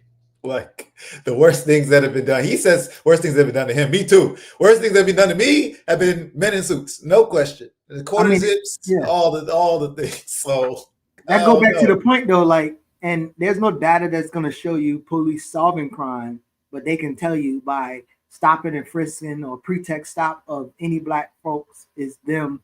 Oh, they was potentially going to do a crime, but again, as you said, the niggas who done the most crime, you should be stopping and frisking and examining and researching all the niggas in the suits that's walking in the building. Like, yo, you look like you about to do some embezzlement. Right. Exactly. Lock that nigga up. You look like you about to steal a whole fucking country. Lock that nigga up. But I don't know. Yeah. I like this. See, again, my son's been rocking quarter zips in elementary school. Easy to fit over the locks and the afro. That is funny. I mean, not funny. That's just, yeah, that's how it goes. BLM quarter zips win. But I mean, all of this to me, I think Brittany was on it. Like it's slick respectability in some way. I don't think, again, the youth are doing it in that way, but I think how it's being interpreted is often just how we dress. I don't know if you grew up in church or in youth groups hearing shit about sagging your pants. That used to be a whole thing. They made a law down here, or they were trying to make a law down here that they could stop you if you're sagging your pants and things like that. And of course, we have the locking up our own phenomenon, where some Black people supported that kind of thing. It's like, I don't want to see your underwear. You right. You need to pull up your pants, blah, blah, blah, blah, blah. But the point is, when we were in suits, we got beat. When we wear the disco pants, when you look like Michael Jackson in Jackson 5, you get beat. You know, it's this that gets you beat. It is not the quarter zip or the shiesty or any of those things. So you're wearing one right now, Jamal. Which one? The shiesty or the quarter zip? I don't know what none of them is, but yeah. I didn't know them that those names. I never heard of those. Other than Pooh Shiesty, I would assume that. If you want to see a dude's virtual, I mean, yeah, that's my whole thing about it. You know, like people wear what they want to wear. I gotta see motherfuckers in U.S. flags every day. It is what it is. And police uniforms. Right, you know, like that's another thing. It's about what you have a problem with. Quarter zip discourse, YN discourse, bonnet discourse. It's all respectability politics, all from the same tree. So nothing to spend our attention on. Let the I'm the OG quarter zip. I ain't know. Oh, that's a little. You did used to have the quarter zip on. That's what that is. Yeah.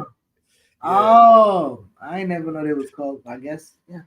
Everybody was saying that it's good for locks and fros as well. Yeah, I gotta shout that out. I'll be trying to squeeze my shirt over my hair and like the not let it get Oh, that's what that is. Oh, okay. I wear that when I ride bikes, so I could, you know. Yep. Especially when it's cold. Yeah. I never heard the term quarter zip. I know what you're talking about. Yeah. We know what it is. No, I know. We got time. Let's see. We got time for one more, and then we should probably talk about our future guests with Chris Payne's team coming on, if you're down for that. But let's see. I'll save the data center for Amber in Puerto Rico. I know she'll be back next week with the energy. So guess this was one that came across my feed. I found it pretty disturbing. And impacted, unfortunately. So ignore the New York Post if you can. We just needed the story somewhere. But yeah, I would avoid this trash thing. Pat Bev, famous NBA player, popular podcaster, recently got into it with what's his name from Atlanta? Trey Young? Is it? Yeah, Trey Young. Man, I'm sorry, y'all. These ads about basketball and all sorts of shit that, you know, that's fine for them to debate. But in this situation, Pat Bev allegedly choked and punched teenage sister in ugly arrest incident. According to court documents viewed by the Post, Bev's sister, 15, claimed she left her Fort Bend house without permission to see her boyfriend, 18.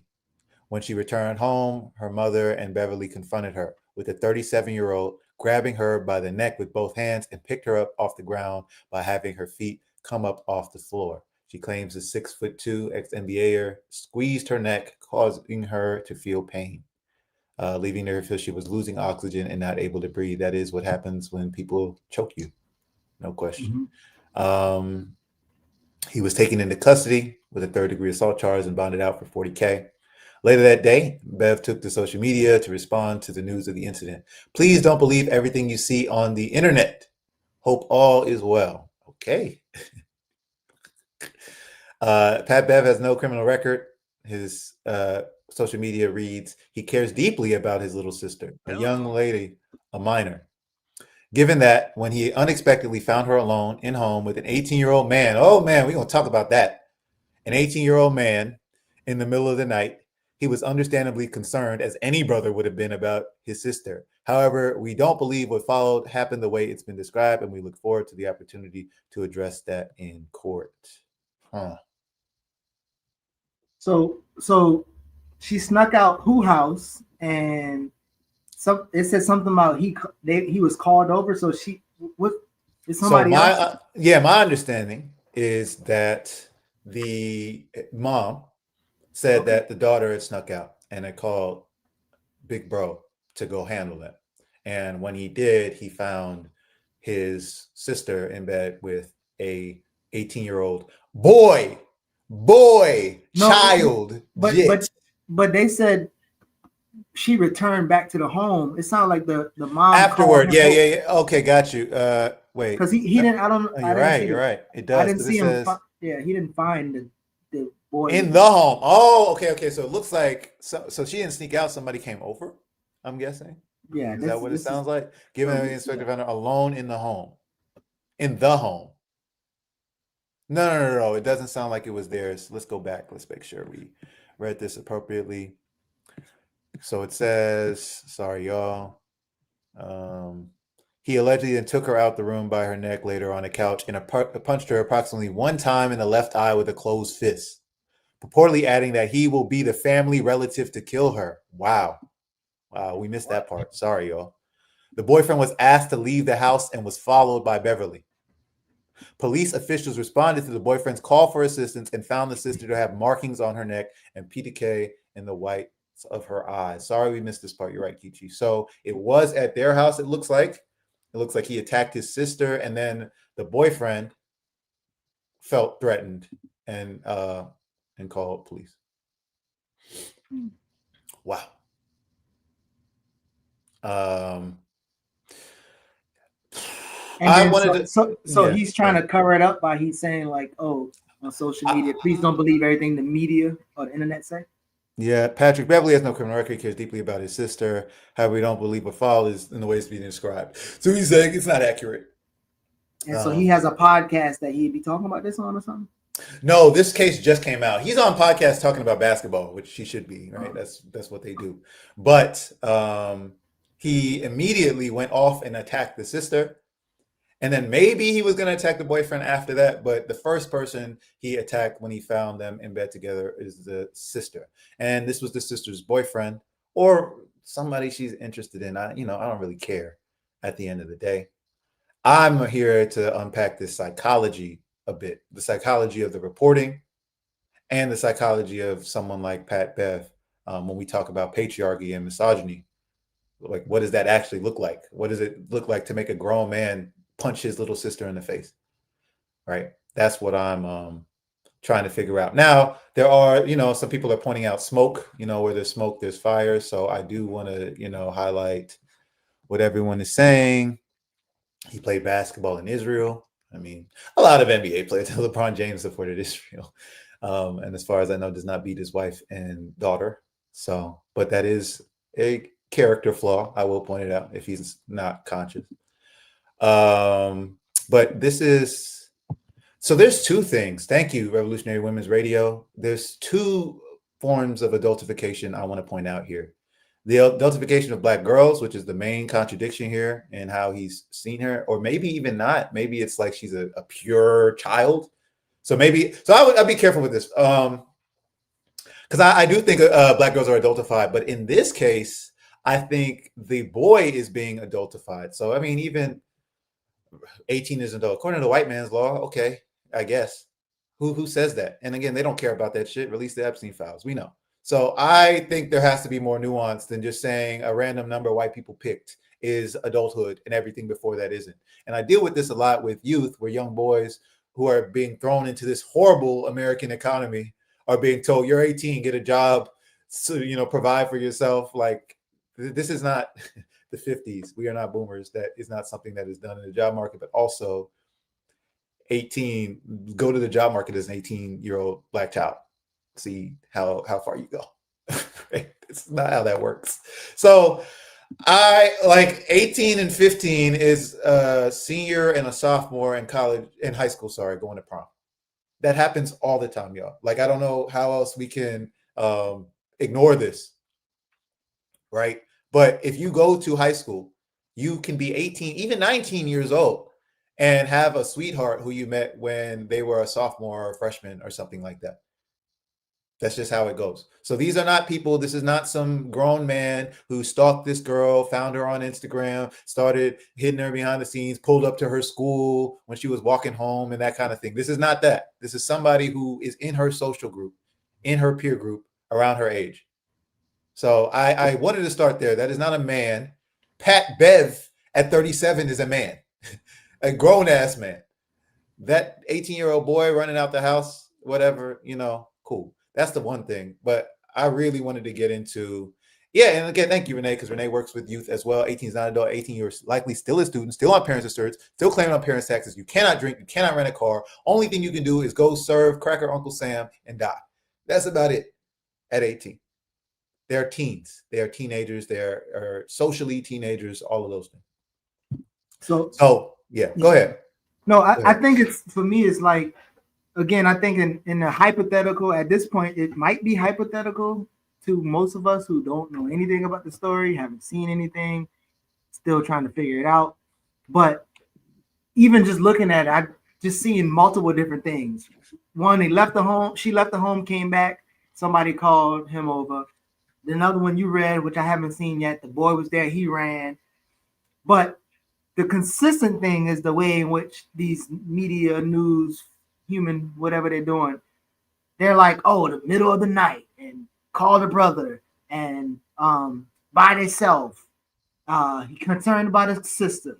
He don't have a criminal record. All those same like imaging thing to be like, but if he's concerned about his sister, and let's say, for instance, if the boy was assaulting her or whatever, or like aggressive, it seemed like he would have gone to defend his sister. And I don't know how his sister going to end choked with marks on her. Like, I don't know how that's going to end if you're really concerned about your sister.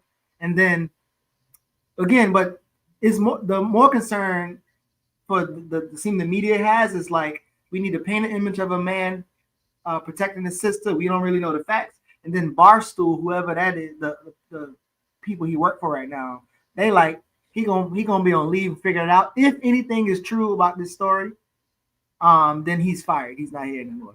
And so it's kind of like I don't know. I don't know enough about to even know, but other things that was said, it just seems like a wild ass goose chase in terms of how they're trying to narrate this person and how. And I can already imagine how people are going to respond in terms of sports fans and then people who have this whack ass politics as it relates to gender. So we'll see. Yep. And I mean, yes, the reporting is a massive problem, and so is this industry around this person, because we know that this is not going to be installed in a restorative way. That's not how this is done. I'm interested in the psychology around this misogyny, basically. First off, we know with femicide, with people being murdered in general, with homicide, you're likely to be killed by someone you know.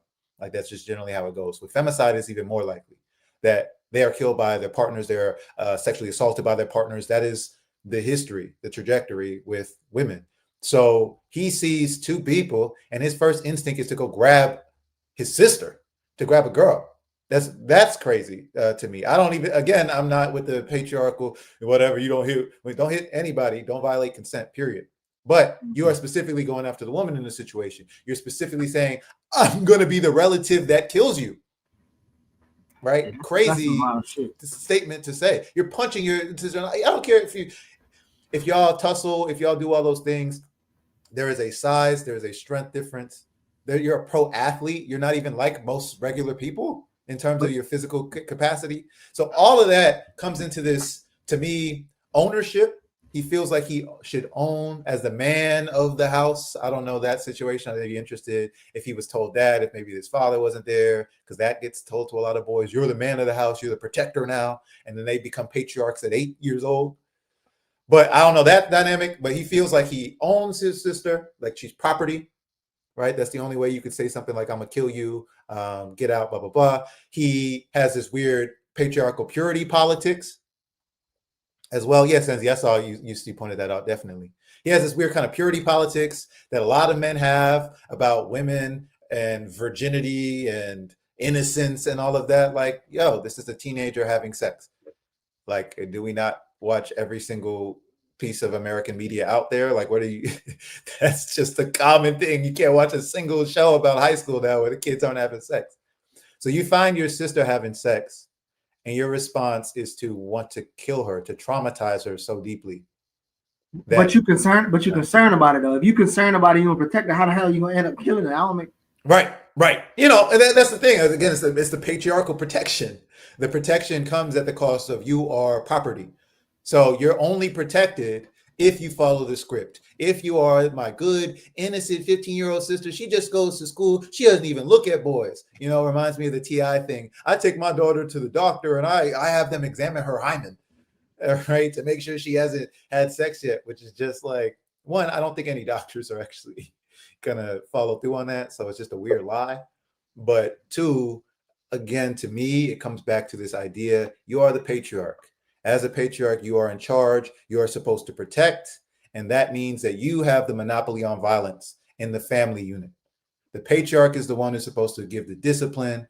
The patriarch is the one who's supposed to take people out, right, if they're a threat to the family. So that's how I'm seeing it. I still, even if you went for the boy, by the way, I would not appreciate that, right? Like anything in the situation is problematic as fuck. You saw young people having sex. The calm, rational, you know, empathetic reaction would be, all right, let's talk about this. So let's sit down. Oh, that's a good see, I'm even assuming. Because this is my problem. Like it says the middle of the night. I don't think there's enough. Like I'm confused, bro. Like I don't think there's enough information that even make the story coherent. Like if you caught them in the middle of doing something, like how the fuck did you get there? And if you got called to the house and it was a boy walking, like I'm just confused about all that. And the chances are, like, if they're engaged in a particular act and you got to come to the house, how do you get to the house? How do you know that, like, it's just. You're right. You're right. There's a lot of details that need to be. But I think that lies sometimes the conflict of, like, when these things come up, like we're reacting off of not like things that we know, but we're reacting off of what we feel, our experience, with our politics, like all these things, and it's hypotheticals, and I'm like, bro, I don't even know what the fuck we talking about. I hear you, and I would want full details, but I do think, I mean, we have the daughter who asked for this information, right? Like the 18-year-old boy. I do think there's enough here to know that an incident happened and what the incident was about. I hear you. Maybe they weren't having sex. I shouldn't assume that. The reason I was talking about that is because it does happen. And so I was assuming, assume that scenario. Let's say it didn't happen. That's fine. But if it is happening, if I walked in on my little sister who's 15 having sex with her boyfriend or a friend or anything, like, my reaction is not to choke her. That's just an insane reaction. It's a colonizer reaction to something. Is to, I gotta destroy this. Oh my God, it's so impure. And listen, I think even there though, how are you gonna walk in unless you into somebody's room without being welcome? Right, without even yeah, exactly. You don't knock. Thank you, Geechee. That's another thing. And I think I hadn't even read this paragraph, but we're here, like it's there at this piece where it says, his quote, "As I've said before, we don't believe that description in the affidavit is accurate, nor is it complete." So again, as we've said, maybe the details are not what we understand. And again, with reporting, with policing, with domestic violence and sexual assault stuff, we rarely do get the full story. Like, that's another point. And when we do, there's a lot of denial, back and forth, fake news that comes out about it, blah, blah, blah. This piece is where I'm focused on, though. Like, as I've said before, we don't believe that description in the affidavit is accurate, nor is it complete. Patrick is not a violent man and was not violent that night. I mean, we have evidence that this girl has choke marks around her. In fact, he was very respectful with the authorities that night and encouraged others to do the same. Okay. Of course, because they got enough on violence, nigga. That's why. That's what I'm saying. Like, that doesn't convince me. Now, this part. He is the provider and protector of his family. Exactly what I've seen this too many times, DG. Like, I've seen this so much. I see it to this day, including his little sister and his mom. He has always looked out for their well-being and will continue to do so. I have every expectation that when all the facts are in, Patrick will be cleared of these charges. Until then, I can only ask everyone to keep an open mind and not rush to judgment. Please remember, this is America, and in our society, Patrick is innocent unless proven otherwise in the court of law. Oh, man. Yeah. So again, kind of to Renee's point, and this is why I was trying to find some other stuff. So Barstool, again, they said they're right wing and all these other things. They said if this stuff is true, based off of what they've heard, Patrick Beverly has a particular story. So now, again, you know how these things happen, and like the sister that said she got hit with a brick, and then it come to find out there was something totally different or whatever. Like, if now we find out like the boy actually choked her, well, I don't know. I just don't know. I just don't really know enough to make a judgment. But like, I do think the framing already makes you. So the framing is interesting, and I guess this is media. The media framing gets reactions out of two different people. It try to engage people who think the men are supposed to protect and blah blah blah or whatever. And then for us who have particular media analysis, like why the fuck are they trying to shape this dude like this and say this and he's not a violent? We're thinking about that, but really, like all of us are really gonna respond based off of that type of thing and kind of double down on it. Like, well, if he did it and it is, which is difficult, right? But they're saying like the Barstool is like, well, we're gonna hold out until the details come out. Now, granted, the details don't really mean shit either because the evidence could be if the police, just like the niggas who write the media draw up, they're gonna side with Pat Beverly too. So right. So yeah, it's just a hellish space where you see how Black women, especially young girls, are not even considered or protected or even have I guess the power of narrating what happened. Everything is, I think is that her statement who said that I'm going to be the one to kill you? Did she say that? That's a good question. Because that would be the only statement that even made from her. Everybody else is getting to tell the story. The news people, Pat side, Barstool, but like, what is she saying?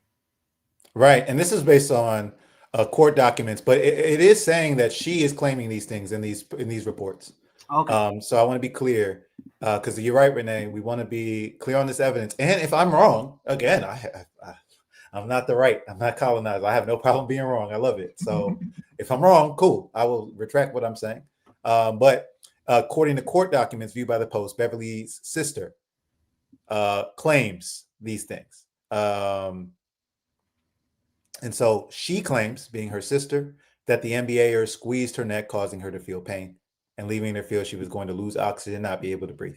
And again, to the point about the media and the police and all these things, again, these statements could be coerced, doctored, any of those things. I'm open to that. But from what I was reading, there was enough clear foundational information to understand what happened. And my other point would be this. Celebrities aren't our focus on BLM. We talk about this a lot. The reason we talk about them is because, one, they're obviously being used for an agenda. And they already talked about Nicki Minaj yesterday and the UN and the Black Miss Leadership class. So we focus on them for their political functions, but also because they often are members of our community or represent members of our community. And so we want to highlight the contradictions that naturally exist among our people. And so that's something I just want to point out. Even if Pat Bev, he's just an illustration of something I've seen before. I've seen this kind of situation happen with people who aren't Pat Bev. I've heard of stories like this. It is far more common than it isn't, unfortunately. So maybe Pat Bev is not someone who did this, but there are plenty of people who are. And this kind of psychology that I'm reading about choking her out and I'm going to kill you and all of that, it exists out here. So that's my take on it. People are talking. Okay, now we're off of Pat Bev and talking to Pat Mahomes. Okay, so we switched all the athletes. Listen, man, that's like we ain't doing celebs. Like it will be here all day. Broke dudes in the chat. I don't know what's going on. Right. No. I think it was, as he said, broke dudes do the same thing. Right. Again, it's not about the celebrity. It is about the patriarchal psychology. And that's what again, like, to me, the fact that I hadn't even read the last paragraph and I already knew that I'm the protector of this family, I'm the man of the house type shit. I've heard that, ad nauseum. So without Pat Bev, I already knew how this story kind of unfolds. more details might come out, and his case and Barstool and all of them will figure out how to protect their assets. And as we heard him say, cooperate with police. That's what he did. So yeah, it was the 40s, and this is America where you're innocent. So So I one of the things that Dr. Ashley Farmer was talking about in Queen Mother Moore's book, how Queen Mother Moore was a very complicated woman and had particular types of growing pains, and her gender analysis was trash.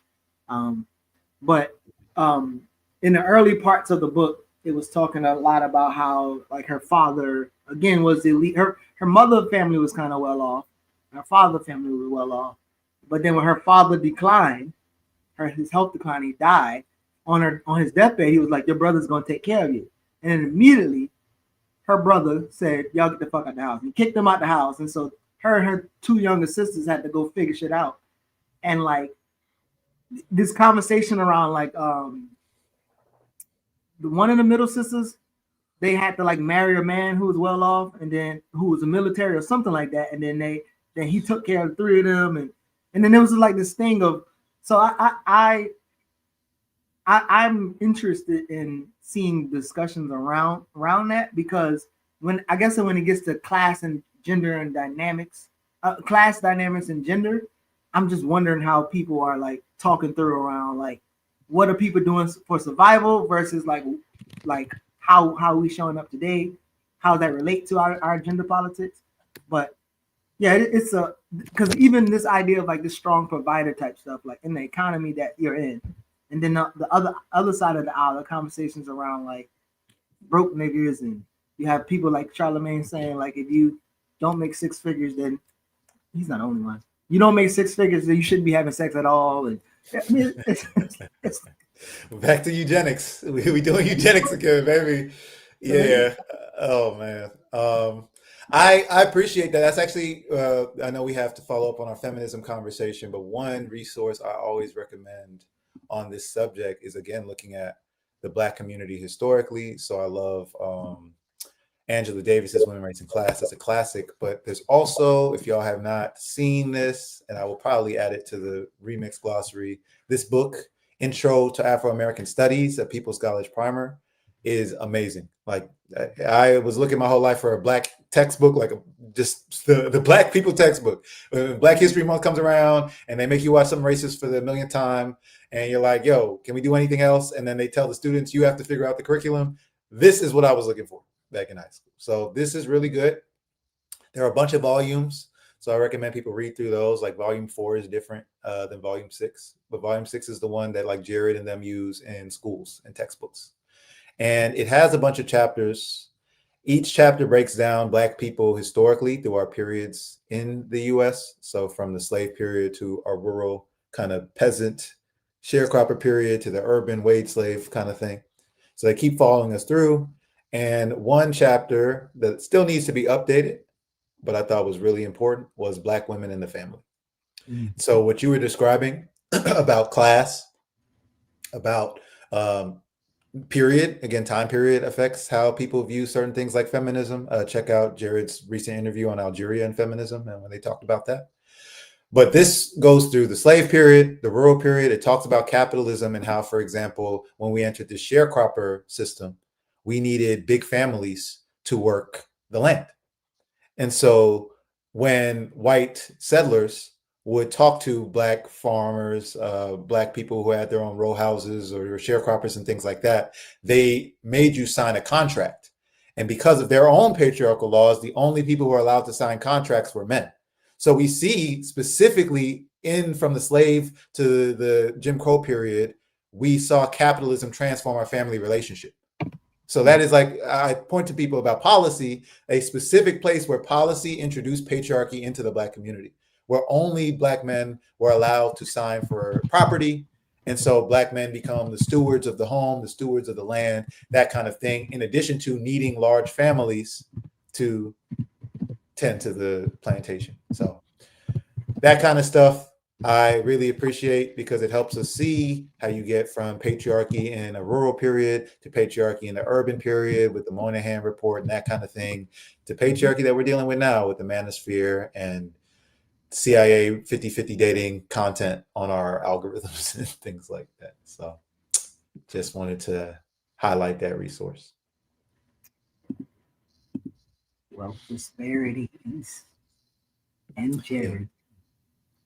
We're gonna go over it definitely. But I think we over time. I completely lost track of time. So we can start moving to our close. What you got going on this weekend, Geechee? Man, I am stressed out about trying to get all these seniors these turkeys, man. Lord Jesus, Lord. It's a lot of these people have caps on how many turkeys you can get or buy, and then then a bulk discounts. And so I'm just trying to run and gobble up all the turkeys so I can give them out. We have some different things we're doing with the tenants the next couple weeks. Just locked in with that. You got work to do, man. You ain't slowing down. I'm gonna get off. I got a meeting at 10. I'm supposed to be helping my this sister out with her. She have a revolutionary summer program for young sisters in Baltimore, and there's gonna be a young brothers version of it. So we're supposed to be talking about getting that started. But yeah. What I got going on in Miami? We've been painting at the park. Shout out Charles Hadley Park. Shout out Black Men Build, Poetry Potluck, things like that. So we are painting the skate park. It is going to look dope. We did the rails. We're doing designs. We're filling in the cracks so the babies don't trip when they roll, bounce. So I'm excited about that skate park effort. So if you are in Miami, check out the Poetry Potluck. Check out Black Men Build Miami if you want to volunteer as far as painting the skate park at Charles Hadley. Also, we are giving out food for our folks every single day except Sundays. So Comrade Josh, you saw in the chat, gave out some food. Lots of people are giving out food, not just for Thanksgiving, because we're going to be doing turkey drives and things like that, but also because of what's been going on with SNAP. And we need to step up our mutual aid efforts and organize our people and support our families. So volunteer with the Freedom Lab, with the Smile Trust, with Black Men Build. If you want to give out food in our communities every single day except Sundays, volunteer with the Black Men Build or the Poetry Potluck if you want to come and paint a skate park for the kids. And I saw an amazing documentary with some BAP folks, some BAP South folks yesterday on the heroes of Massacre River. It's about the canal project that's been going on in Haiti. Very inspiring work. Very clear that Haitian people keep our socialist consciousness alive. I recommend you check out the film if you can. Again, Heroes of Massacre River. We had the professor who helped put that together and her organization P4F come down and screen that documentary. So Kanala, oh my goodness, I messed Kanala Pakampe, which means the canal will not stop in Creole. So that's what they had a saying yesterday. Haiti made the World Cup. Haiti's been going crazy. We just want to show our love to the Haitian people and definitely check that out if you haven't. So that's what I got going on this weekend. And we have potentially Chris Payne's team coming on next week. Are we going to confirm that? Yeah. I think they said they conference. Cool. So we will confirm this is a case of a brother who has been wrongfully incarcerated in Japan. We're going to discuss how he came to be wrongfully incarcerated, the case, its current status, and how we can support here on the platform. But if y'all are interested, check out Innocent Project Japan, where they talk about his case, where he's been wrongfully accused, where they falsified evidence, where he was put in solitary confinement. It's very tragic to see what happens to our people around the world in these capitalist hellholes that they live in. So definitely want to revisit that next week, and we'll talk more about it, but read up on it if you haven't. Check out how you can support. H. Rap Brown, Jamil Alameen as well. I'm going to put some information about him and how we can write letters to him. It seems like he will be transitioning into an ancestor soon. And so we want to still support him. And his son is out here posting that as well. So I just dropped that in the chat too. But that's all I got. Like, share, subscribe. Again, support us on Patreon. And as Chairman Fred Hampton used to say, and Jared says, peace if you're willing to fight for it. We'll see you. Peace, y'all. I can't do that. I can't doubt. Remix.